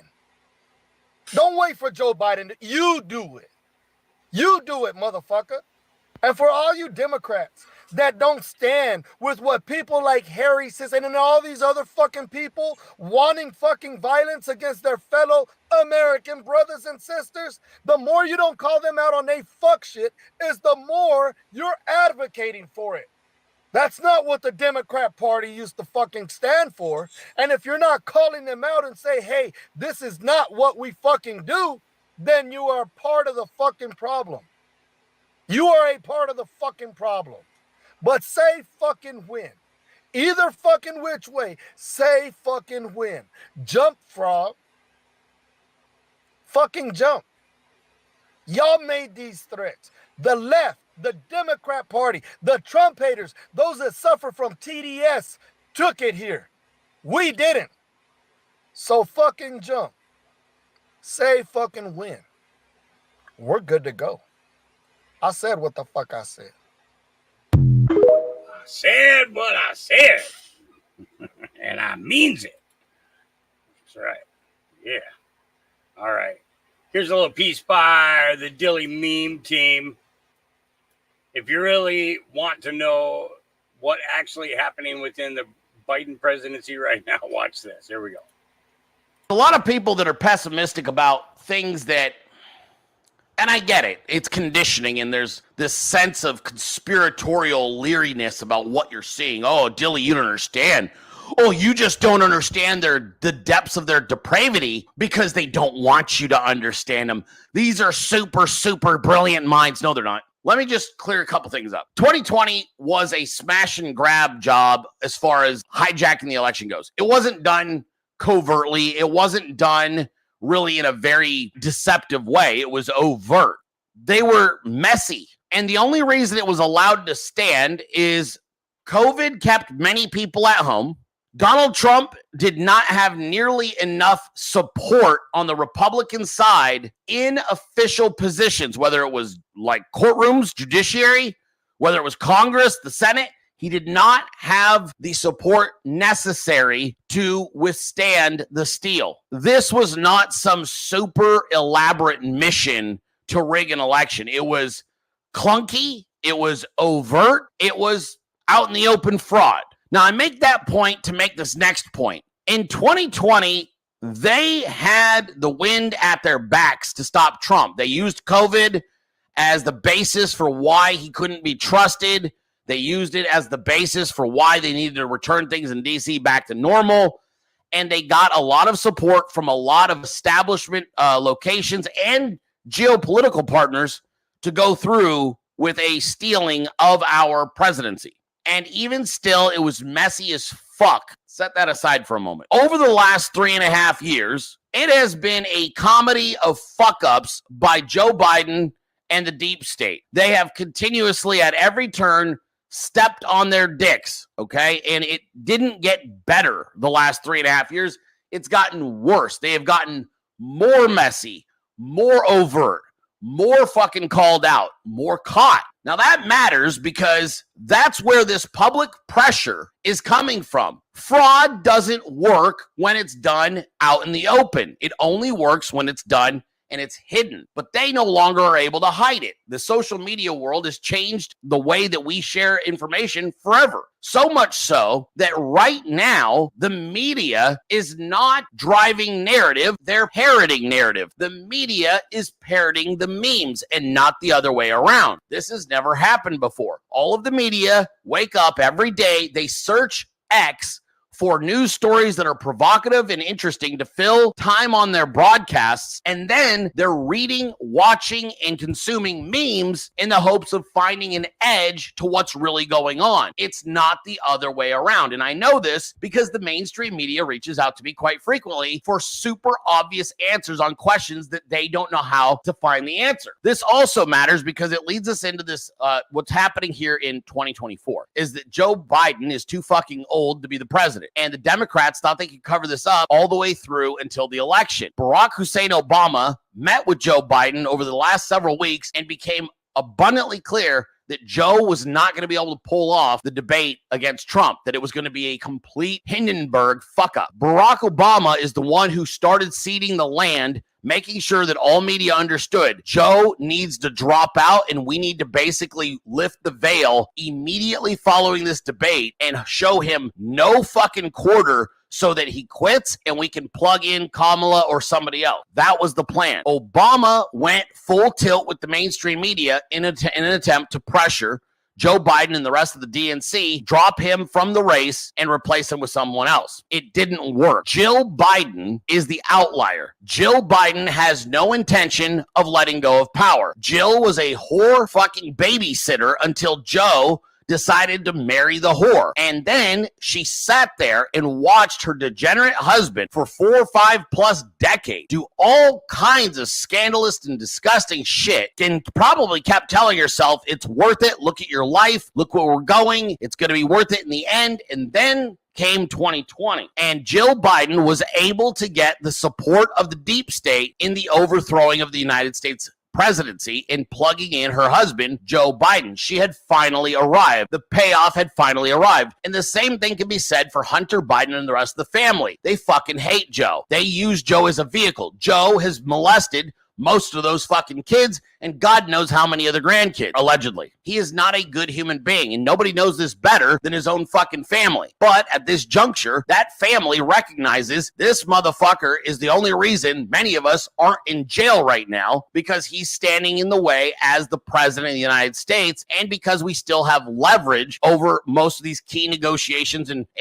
pay-for-play scandals. Which brings us to this moment right now. So what is happening? What is happening is that Obama and the intelligence community are still trying to remove Joe Biden from the ticket. I have seen it suggested that Joe Biden, that they're waiting, that there is some benefit to waiting until later in the election cycle to remove him. That is complete bullshit. That is a fear porn logic if I've ever seen it. There is no benefit to removing Joe later. As a matter of fact, their chances of doing anything successfully later on drop every single week that goes by that he's still in this race. They know that time is of the essence. If Joe Biden stays in this race, they get crushed for generations. The Democrat Party collapses on itself. If Joe Biden is removed from this race, you disenfranchise millions of his voters and demonstrate that you are a party in total and complete disarray. You're not going to have access to the majority of your funds, and the only candidate that would allow you access to those funds is Kamala Harris, who the United States of America has collectively agreed is a fucking idiot. Nobody wants Kamala Harris, including people in California. So this is where they're in a damned if you do, damned if you don't scenario. However, back to my original point, many influencers and people with microphones in front of them have decided to doom porn this thing because they still can't believe what they're seeing. What they're witnessing is a miracle in the United States of America. And it is not a miracle that is happening because we laid on the ground and prayed and didn't move. No. It's a miracle that's being brought about because a bunch of self-sacrificing Americans decided to work tirelessly day in, day out, and stare fucking fear and deep state square in the eye and get the job done. Donald Trump decided to look demons that are the Democrats attempting to incarcerate him the rest of his life. He looked him in the eye and said, fuck you, I'm running all the way to the end. That is why this is happening. Fortune favors the bold. Donald Trump boldly told them, fuck around and find out, and MAGA followed. MAGA got more aggressive. Republicans got more aggressive. Americans got more aware and more vocal and outspoken. And this is why this is not some psyop. There is not some super secret plan still to steal the election back to the Democrats. They understand what's happening right now. If you want to rig 6 or 7 major counties and steal some states, you can do it. They did it in 2020. The problem they've got right now is they're going to need to steal probably 13 to 14 states. They don't have the fucking money or the manpower or the inclination to help Joe Biden. You got to understand, Joe is a known quandary now. They recognize that Joe Biden is fucking up America for even them. And that's why there is no motivation or passion to fix the election for Joe. What about the summer of love warnings we got from the same doom-porning fucking MAGA people who told you for months that wait until the summer of 2024, they're going to burn everything down? I'm sorry, did I blink and miss the fires? What ultimately happened is they ran out of fucking gasoline, and they also ran out of people to throw the match. There's nobody around. Nobody gives a shit. All you've got left is a bunch of dumb fuck Hamas supporters, and nobody gives a shit about them because they're a bunch of cave-dwelling, goat-fucking retards. There is no fear of the fucking Hamas idiots in downtown areas and colleges. So you're not going to get your burning of 2024. You're not going to get your big fires and your big scary BLM riots. None of it's fucking happening. Everybody hates this motherfucker, including the deep state. And now the deep state understands we're not going to have any power or any angle going into this next presidency if we don't start making a contingency plan now for a Trump presidency. So if you keep listening to these people who are all full of shit and fearful and scared, and they pop in, they pop out, and they're really not very consistent, but they sure as fuck have strong opinions, that's kind of on you. But for me, I've been watching this thing every single fucking moment of every single fucking day since the moment Joe Biden stole the presidency. I haven't missed any of it. I've been on top of it. And I'm telling you right now, they're running out of fucking gas. And more importantly, I think they might be running out of fucking money because they don't have the ability to fundraise the way they used to. Silicon Valley has turned their backs on Joe Biden, and so has most of the military industrial complex. They know that they've bled out as much as they possibly can on Ukraine and other shit. And I'm looking at the situation, and I'm thinking, the problem with Joe Biden is the only one that wants Joe Biden to be president still is Jill Biden. And that's fucking it. All right. Dilly, the Dilly Show. Yep. What she said. It's a short one. It's only 7 seconds. See if you get the message. If your doctor prescribes you medication before asking about your diet or your lifestyle, you have a dealer, not a healer. Oh, you got a dealer, not a healer. That's right. Yep. Mm-hmm. So that Hurricane Beryl. A lot of people that are pessimistic. That Hurricane Beryl is bearing down on the resorts there in Jamaica. And they did an update there today. They said it's going to hit the southern tip of the Jamaican Islands. All right. So it seems President Trump may not be a convicted felon after all.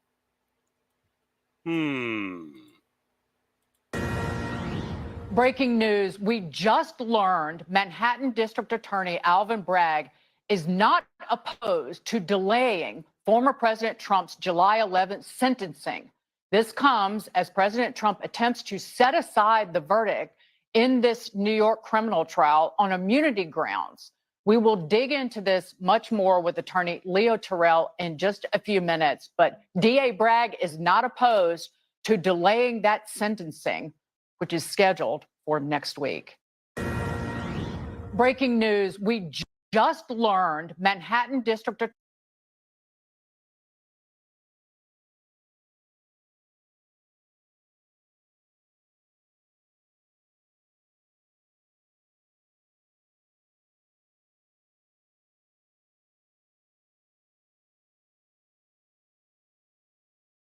We know that Chief Justice Roberts said that the president is not above the law. What's your take on this? Well, let's just be clear. It's one of the foundational principles in our system of justice that no one is above the law.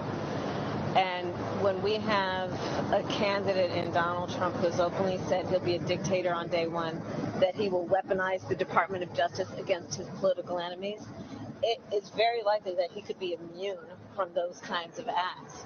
And we have to take seriously the stakes of this election in terms of the thought that we could have a president in the White House who thinks he's immune and able then to make decisions with that office that include weaponizing the Department of Justice against his political enemies or being a dictator on day one.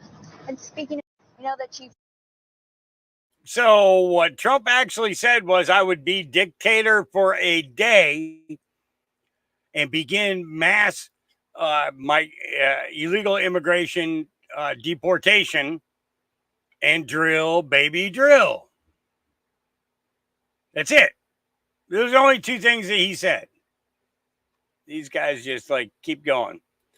All right. I'm sending a hug out to everybody. Well, everybody who's worth hugging. If you feel like you're worth hugging, this message is for you.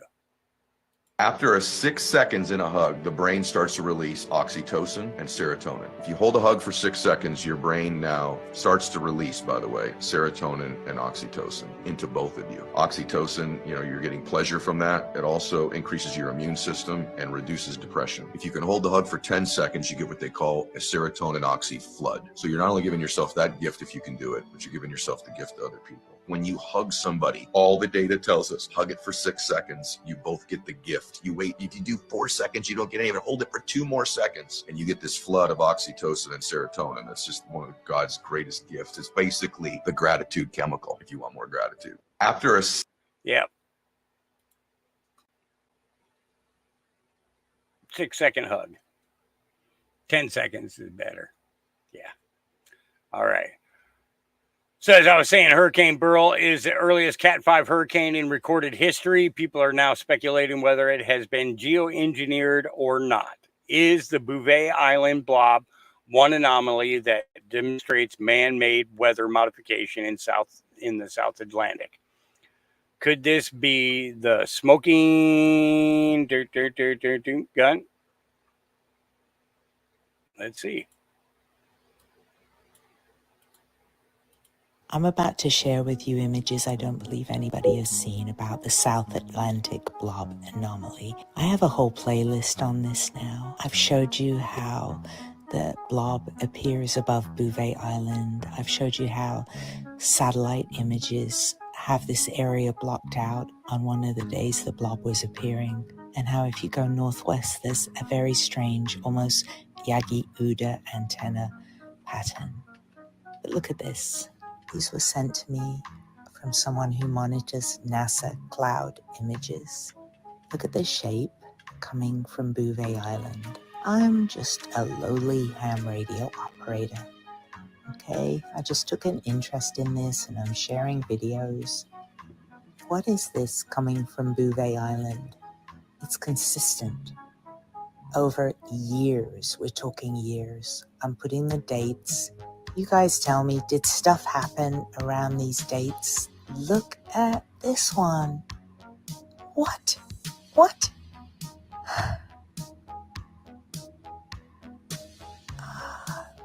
It's just... You guys tell me what you think of this. Please tell me there's a logical reason for this.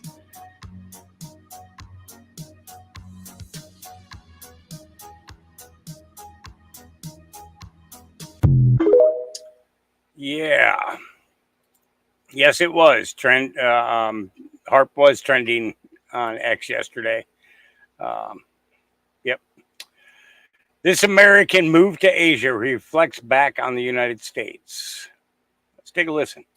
This was the biggest realization I had when I moved to Asia. We were bred to be absolute fucking slaves. Everything you do is in the best interest of massive corporations and the government's control over you. You're sold on a consumeristic ideology that you need the bigger house, the fastest car, and the flashiest bust down. The Federal Reserve is in fact the biggest scam in human history. And you're told that happiness is only attainable if it's bought. People out here don't have shit, but they're happier than you will ever be. You literally have the option to be here right now, but instead you fell for the trap to sit in a cubicle thinking that one day that will allow you to get here. It's the most genius trap to make the wealthy wealthier and the poorer poorer. As soon as we stop participating in this fucking rat race, watch how the elites shit their pants when the cash flow stops. Yep. And that is what needs to happen is the cash flow needs This to was stop. the biggest realization. Yep. All right. Conservative Ant. There we go. Good morning. Did you really want to sit here and tell me that Hunter Biden is sitting in on meetings? A criminal. A dead ass, an actual dead ass criminal. A drug addict, dead ass criminal is sitting in on meetings with the leader of the country, his dad, while Steve Bannon sits away in jail? While they try to imprison Donald Trump for something that happened a long fucking time ago that was none of our business? But a straight up criminal that messed around, did stuff with underage women. I'm trying to understand coming from somebody on the left. I know y'all have multiple brain cells that have completely lost your body, but I just can't understand. I just can't understand how you're good with that. What's today? When is it hump day? I guess I should go in. I guess I should go and hump. Maybe feel better today. All right, Ian Carroll, road trip, house rule, no chain restaurants. See what happens. I thought this was a pretty cool story. Dude, if you could mass produce that experience, McDonald's would go out of business. I'm driving north from Yosemite Valley all the way up to Washington State. I got hungry around Redding, California. Now on the freeway, and you type in restaurants, Burger King, McDonald's, Denny's, Arby's, but I'm like, I kind of want to eat something local and dope. It sounded right. And at the next exit, there's this place called Steak Burger. It's called Gifts Steak Burger. And it's in a fucking strip mall. To be fair, I didn't know it was in a strip mall until I showed up. I just saw reviews that said that the condiment bar was awesome. It is, but that's not the cool part. I walk in looking like a fucking yokel, right? Because the shirt's light and fluffy. It's airy. It's hot as fuck out. It's like 110 degrees here. And immediately, I have no idea what's going on because there's no one there. There's no servers. I don't know. There's nothing telling me what to do. It's just a room full of people. And then suddenly, 4 different people from around the restaurant start talking to me as though they are my server or the host, except that 2 of them are sitting down eating food. One of them is I don't know, they're all just, and it turns out they were all just customers hanging out, having a good time. And they saw me walk in and they're like, this dude's clearly from out of town. Let's adopt him. But not because they thought I was cool, just because they knew that they were at the coolest fucking place in the world. And I didn't know what was going on. So they told me what was going on. And what was going on is that this restaurant is owned by an old Vietnam War veteran. And he's owned it for 40 years, right there. He gets his beef delivered every single day and makes these burgers that he cooks to perfection. A little bit of pink, not too much. This one's called the Ugly Burger. And they charbroil them over their charcoal grill, old school style. Delicious. But there's no servers. There's no staff. It's just him and his wife. And he's in the back behind the grill. And she's just kind of helping him do his thing, helping people get paid up and stuff. And there's an entrance that says enter here and exit here. And you walk backwards through the kitchen in front of the grill. And you just have him put it on the grill how you want it. And then he serves it up to you, whichever thing you wanted. Then you go out to their condiment bar and get their tasty little condiments. Fill up your burger with the goodies. You get your condiments, you eat your whatever it is. Which is dope. I asked, can I go to the bathroom? You got a bathroom here? She's like, yeah. It's this one back here. You just have to come back through here and go in. And it's literally their it's just their bathroom. The one bathroom in the place is their staff bathroom. Total homies. Sorry, this is really good. I gotta keep eating. Charbroiled just tastes different. It tastes so good. I was a cook for 10 years. I've worked in all kinds of restaurants. I've never actually worked at a burger joint though. Come to think of it. This is the soulfullest burger ever. But anyways.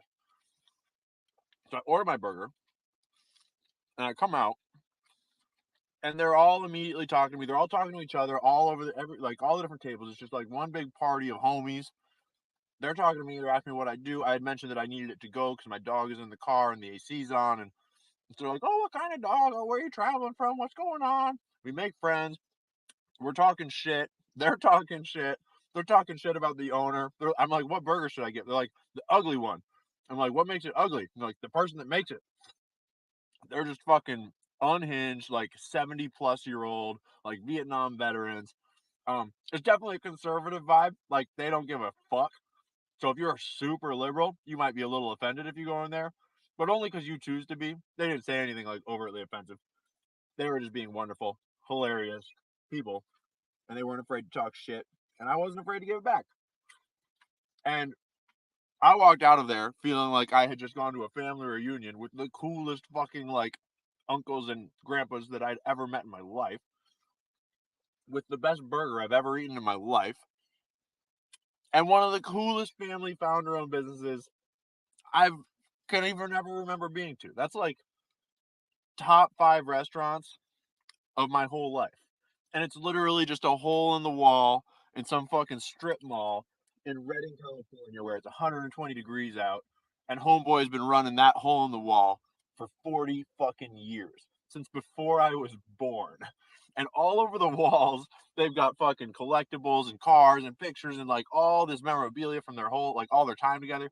And the people sitting at the fucking eating at their booth, talking to me, meeting me, are telling me about how they remember when all this shit went up. And one of them makes a joke like, what are all these people, Danny? And Danny's like, those are the people that died.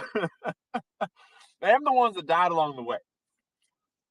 So anyways, I just had to share the coolest restaurant ever. If you are in the Redding area, I asked them too before. I was like, they asked me what I did, so I kind of explained my job, and I was like, I was gonna post about this restaurant, but it occurred to me that maybe you guys don't want me to, and they were like, nah, it's okay. We'll weed them. We'll weed out the bad ones. So if you want to come here, I don't know what it's like any other day. It's just a random Tuesday, but maybe be prepared to make some really good friends and talk some shit. Who knows? Maybe it's empty sometimes, but I didn't get that vibe. But you should definitely check it out. Just because, like, for flavor alone, best burger of my life. And to be fair, I was having so much fun that I have no idea how much I paid for it. But I'm pretty sure it was like the same price as Burger King. So, score 1 for family founder-owned businesses, baby. I like it when people do stuff like that, you know? I think it's actually pretty cool, you know, that they do. You know, because it brings back to focus a lot of things that we took for granted because we had those fast food restaurants available to us and things, you know? So getting back to a community-based diner and stuff like that, that's where we need to go. All right. Cash Kelly had a couple of things to say here. It doesn't matter whether or not they're the victims of society. If you don't share nothing else of mine, share this one right here. This needs to go viral. This crime bill, when it passes, the Biden-Hatch crime bill, as it becomes law, God willing, I hope that we will have ended once and for all this notion that is a hangover from the 60s, that somehow Democrats are weak on crime and Democratic presidents are weak on crime and Republicans are tough on crime. The truth is, every major crime bill since 1976 that's come out of this Congress, every minor crime bill has had the name of the Democratic senator from the state of Delaware, Joe Biden. This is history. This is history. Right now, you're witnessing history on the floor of the U.S. Senate. The liberal wing of the Democratic Party is now for 60 new death penalties. The liberal wing of the Democratic Party has 70 enhanced penalties. The liberal wing of the Democratic Party is for 100,000 cops. The liberal wing of the Democratic Party is for 125,000 new state prison cells. Republicans and Democrats are arm in arm tonight saying we are sending too many people to prison. They're coming out bitter and not better. I'm the guy that said rehabilitation, when it occurs, we don't understand it, notice it. And even when we notice it and we know it occurs, we don't know why. So you cannot make rehabilitation a condition for release. That's why in our system, there's the federal system, you serve 85% of your time. I want to say Hakeem Jeffries on the left, Jared Kushner, and Donald Trump on the right have brought together a coalition like I've never seen. We must take back the streets. It doesn't matter whether or not the person that is accosting your son or daughter or my son or daughter, my wife, your husband, my mother, your parents. It doesn't matter whether or not they were deprived as a youth. You've got literally the National Association of Manufacturers, Fox News, and Sean Hannity on the same page with Nancy Pelosi, Cory Booker, the ACLU, Cut 50. It doesn't matter whether or not they're the victims of society. The end result is they're about to knock my mother on the head with a lead pipe, shoot my sister, beat up my wife, take on my sons. Something is beautiful is happening. And it's not that you have to see it to believe it. You have to believe it to see it. So I don't want to ask what made them do this. They must be taken off the street. Every time people made a prediction that Donald Trump was going to sell us out, turn on us, wasn't going to use political capital, he came harder. This legislation reformed sentencing laws that have wrongly and disproportionately harmed the African American community. If you have a piece of crack cocaine no bigger than this quarter that I'm holding in my hand, you're caught with that, you go to jail for 5 years. You get no probation. Judge doesn't have a choice. First Step Act gives nonviolent offenders the chance to re-enter society as productive, law-abiding citizens. And Madam President, we have predators on our streets that society has, in fact, in part because of its neglect, created. Again, it does not mean because we created them that we somehow forgive them or do not take them out of society to protect my family and yours from them. They are beyond the pale, many of those people. Beyond the pale. We are also joined tonight by Matthew Charles from Tennessee. In 1996, at the age of 30, Matthew was sentenced to 35 years for selling drugs. I don't care why someone is a malefactor in society. I don't care why someone is antisocial. I don't care why they become a sociopath. We have an obligation to cordon them off from the rest of society. Now Matthew is the very first person to be released from prison under the First Step Act. They are in jail, away from my mother, your husband, our families. Matthew, please.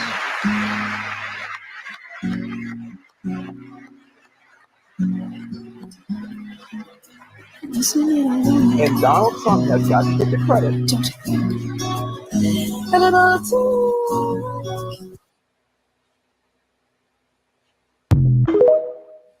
Yeah, good put together there, Cash. Good job. Absolutely. All right. Let's see here. The trial of the Talmud. Bet you didn't know that happened. Yeah. Here we go. Crowned in 1226, Louis IX was the type of king who liked to take justice into his own hands. He'd often personally judge cases and deliver punishments in his great hall in Paris. And he also had a thing about the Jews. He forced Jews into manual labor with the Ordinance of Melun in 1230 and liked to debate Jews about their religion. In 1232, Pope Gregory IX received a letter claiming that the Talmud, the enormous Jewish text that had defined Jewish practice since being compiled in the 5th century, attacked the Catholic Church at least 35 times and needed to be destroyed. If the Pope agreed, there would be no more Talmud, and as an added bonus, no more Jewish practice. The Pope announced that the Talmud was going to be put on trial and instructed all Catholic institutions in France, Italy, Spain, and Portugal to seize all copies in their midst. Officials burst into synagogues and confiscated precious handwritten volumes of the Talmud from synagogues across Europe. 2 months later, the Talmud was put on trial, and can you guess who oversaw it? Yup, this guy. King Louis IX ordered 4 prominent rabbis to defend the Talmud. They faced off against Nicholas Donin, a Parisian Jew who had abandoned his faith and converted to Catholicism. Donin was not a fan of Judaism. He was also the one who'd written the damning letter to the Pope that started this crisis. King Louis set the rules. Rule number 1, the rabbis couldn't criticize Christianity in any way. And if rule number 2 could have been announced, it would have been that there's no way the Jews can win. The trial did not go well. At one point, King Louis got so enraged, he shouted that a good Christian would plunge his sword into a Jew and not debate. One rabbi had to flee for his life.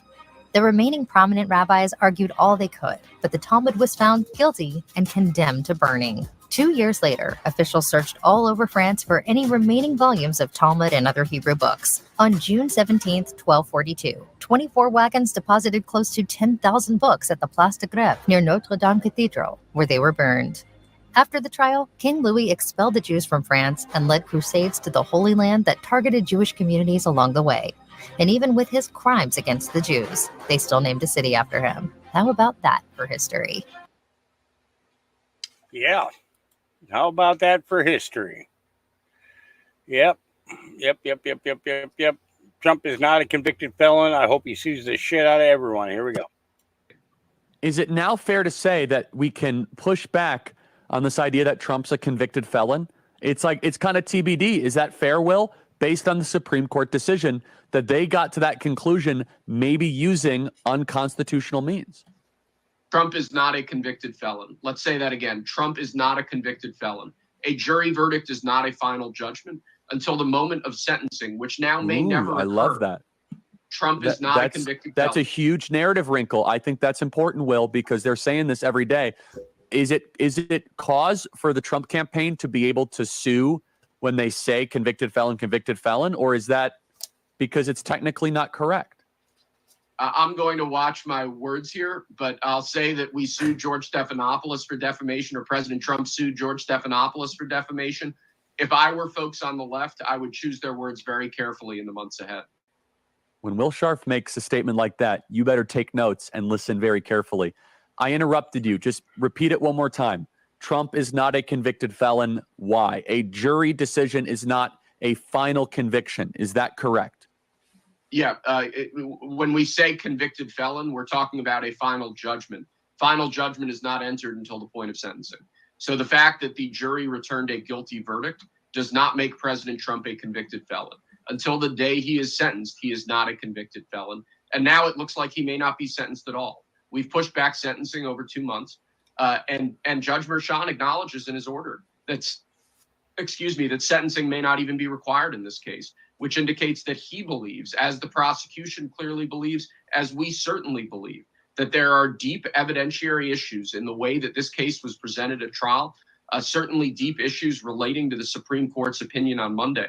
And as a result, again, President Trump is not a convicted felon, and I do not believe he will be a convicted felon. That is huge. Will, tell 20 seconds people about your race, how they can support you. My name's Will Scharf. I'm running to be Missouri's next attorney general in my infinite free time when I'm not defending President Trump in court. Conservative Missourians are fired up. They're sick and tired of the political establishment in this state. They want a conservative change. That's the dynamic we're seeing on the ground here. That's the dynamic I think you're seeing all across the country, Charlie. People are sick and tired of career politicians and deep state bureaucrats running this country into the ground. That's what we're fighting against. Yeah. How about that? How about that? Here's an unhinged individual for you. Immigration from a third world country wants to deport all the whiteys. Can we talk about illegal immigrants? Because our country is literally full of them. And I'm talking specifically about the whiteys, the Caucasians, the white people in America. They literally are here illegally. Their ancestors are criminals that came here illegally. And I don't know, maybe in the future we can do like a mass deportation, like all these white Americans they can go be refugees in Europe or something. Or like we can like have like a spot in America where like the refugees can go, and obviously we'll provide them with care and stuff, but it's important that they do it the right way. Just because their ancestors didn't doesn't mean they should get the benefits of that. And I think that they should like they should be deported until they can like work their way back and get a citizenship the right way, like the way I did it. I did all the paperwork. They should also have to, because again, we don't need more criminals in this country. It's already full of them.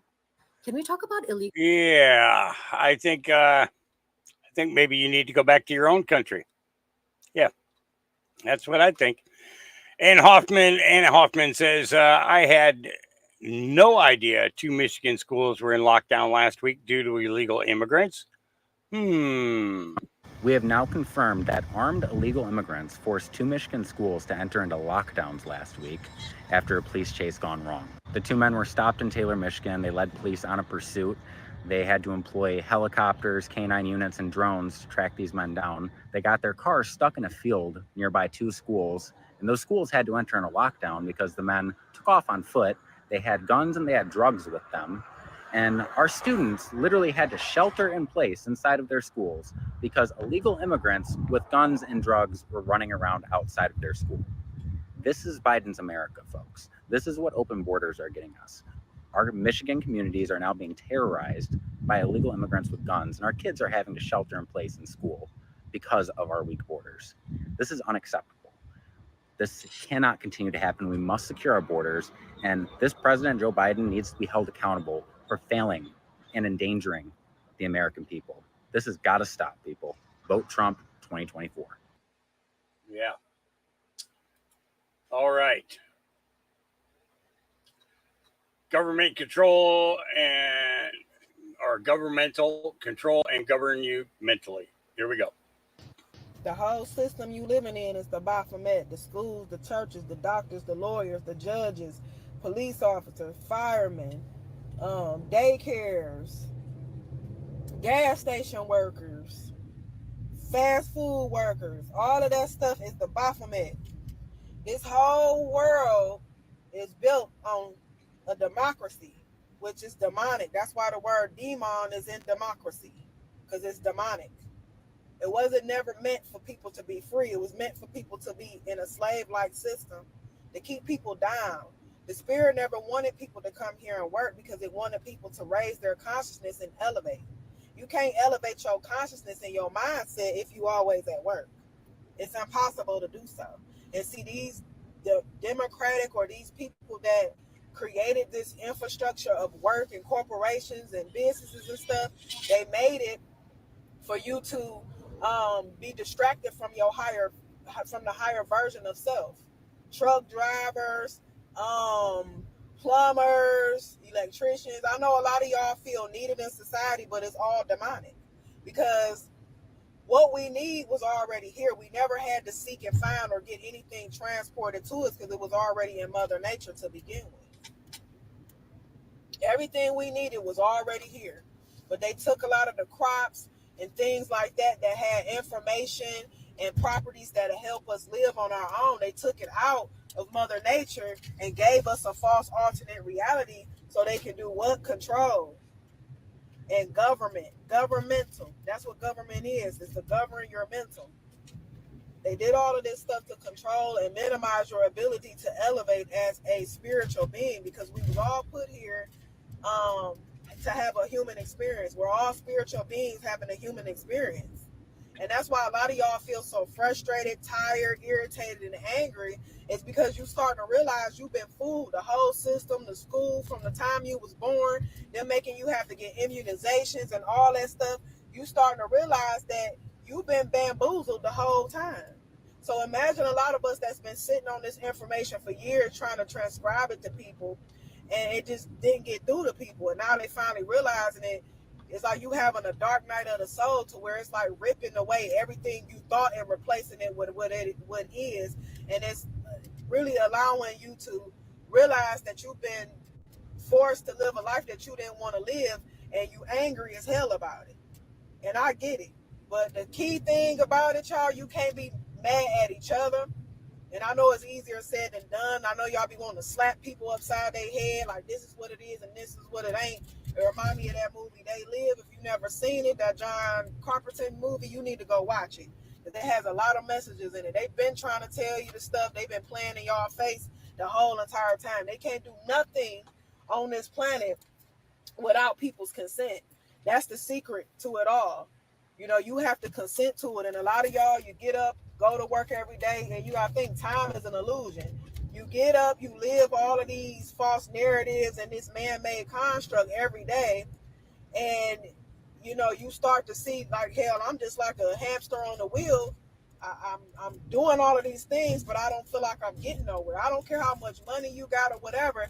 It's never going to be enough to compensate for all of the time and energy that you spent away from your family and away from the things that you truly passionate about. Now, if you was able to actually do something you was passionate about, that's good. But a lot of times it's still in the construct of the Baphomet. So I want us to all, you know, take some time out, breathe, think about the things that we doing, and start thinking about ways we can improve the environment and we can help each other grow and learn and earn, because it's ways out of this system, but we have to start recognizing each other as humans and stop looking at, oh, that's a doctor, that's a lawyer, that's a teacher, because everybody was forced to think that they was in the class that they ain't in. They had you going to these classes in these classrooms since day one. Oh, you in the first, you in the second. So the whole time you in school, they programming everybody to think that they above and below or whatever, instead of realizing that you are a human. You know, you a spiritual being having a human experience. So once we start realizing that that's all we was put here to do was have a human experience, I swear to God, it will unlock a lot of frustration that a lot of y'all are experiencing on a day-to-day, because you will realize that this whole time you've been lied to. And it's time to realize the truth, accept it, and start building on it. And stop thinking that everybody against you, because at the end of the day, this government been against you, and you've been against your own better being or your own better good, because you allowed yourself to believe some shit that you ain't never seen.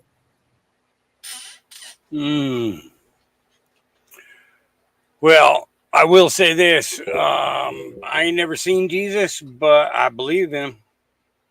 Yeshua. Yep, I do. All right. Got time for a couple more little ones. Here we go. Gene Ho. I will not say I told you so, but 2 days ago, I told everyone on this TikTok that Tim Scott would drop out of the presidential race. Who knew? You could go back there, and I even said, mark my word. Well, here is another mark my word. This is when the credits start to roll on this movie and when things will get changed with Trump and get better. All right? I'm going to even give you the date. It is July 18th, 2024. Why is that? Because that is when Trump becomes the Republican nominee. It's going to happen. You wait and see. But here's what's going to happen when he does. He will get national security briefings. Now, I get it, because everyone's saying to me, oh, he already has national security briefings. No. In February of 2021, Biden took away Trump's right to have national security briefings. What's in this security briefings that no one wants Trump to see? Who knows? But in July of 2024, Trump will get them again by law. He will get the security briefings. And what he sees from that, I don't know, because it's top secret, but I get the feeling shit's going to go down. Yeah. And that was put up, I think, about a year ago. I think he posted that. Yeah. All right. Last one. Dude, give me something, man. Something's definitely wrong with Biden. I saw the debate. Oh, you saw the debate last night, and now Biden looks a little incompetent. Well, yeah, I haven't seen him look this bad. Sweet little idiot. You think he developed dementia 1 hour before walking onto the stage last night? I hadn't really thought of it. No. The answer's no. Which means he's been showing it for years, and they lied to you. Well, you got to think about it. If Joe Biden's incompetent, who got us into almost World War III with Russia so far? Who decided to keep our borders open? Who decided to give Ukraine $200 billion? Who decided that we were going to withdraw out of Afghanistan the way that we did and make ourselves look stupid? Who's driving the ship? Say it with me. Deep state. You're almost there. That's the swamp. You're almost there, but you're not quite there. Come around back and I'll tell you more. All my friends are going to hate me when I tell them.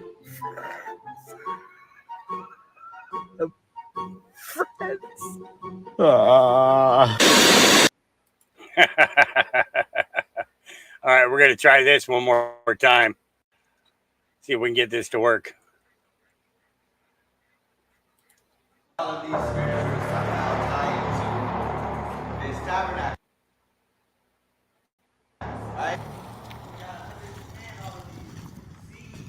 You know what? Let's give it a minute to load some of this up. Maybe that'll help. Maybe that'll help. I really want to play this. Let's see if we can make it work this time.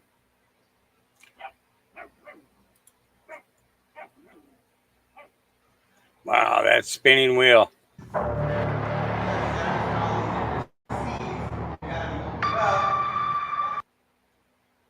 Now, they're going to keep... Oh, you know what? This is one thing that I tend to figure helps if I do this. Let's see if it works.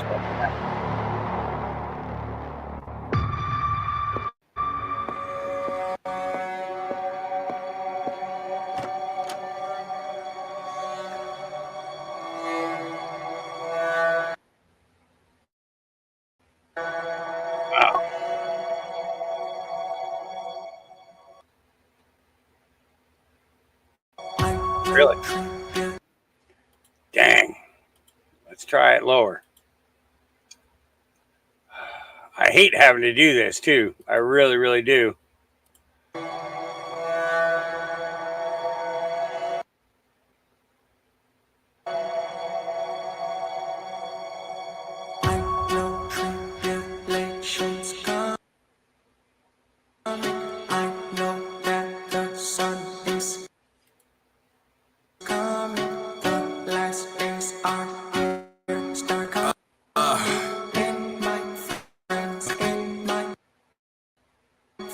Dear atheist, okay, you don't believe Jesus. I'm still praying that you see this. Dear atheist, and you don't believe in God, but please tell me, how are there demons? Dear atheist, so you believe in evolution, the monkeys and fishes solution. Dear atheist, look, you don't gotta be a genius, even if you don't believe in Jesus.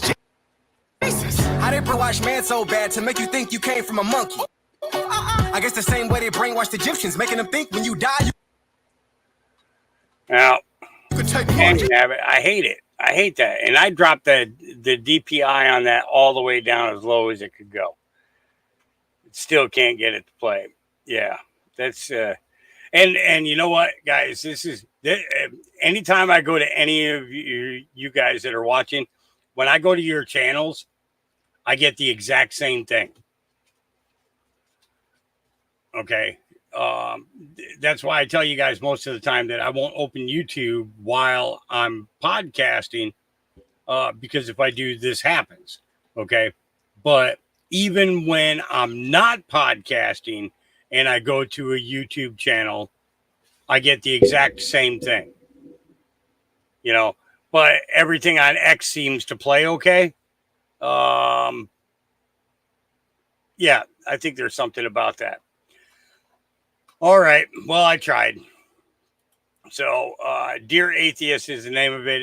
It is on YouTube, and it is by Isaiah Robin. All right, Dear Atheist. It's a music video. Look it up and check them out.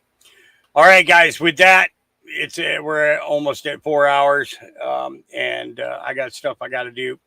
I got to get an order of ice and milk for the puppies. So, you guys, I want you to remember, above and beyond anything else, that your Creator loves you. His Son, he loves you, and me, I love you. And we'll see you guys again, maybe tomorrow, maybe not. I don't know. I haven't made up my mind if I'm going to do one on the 4th of July or not, but I may. We'll see what happens. Peace.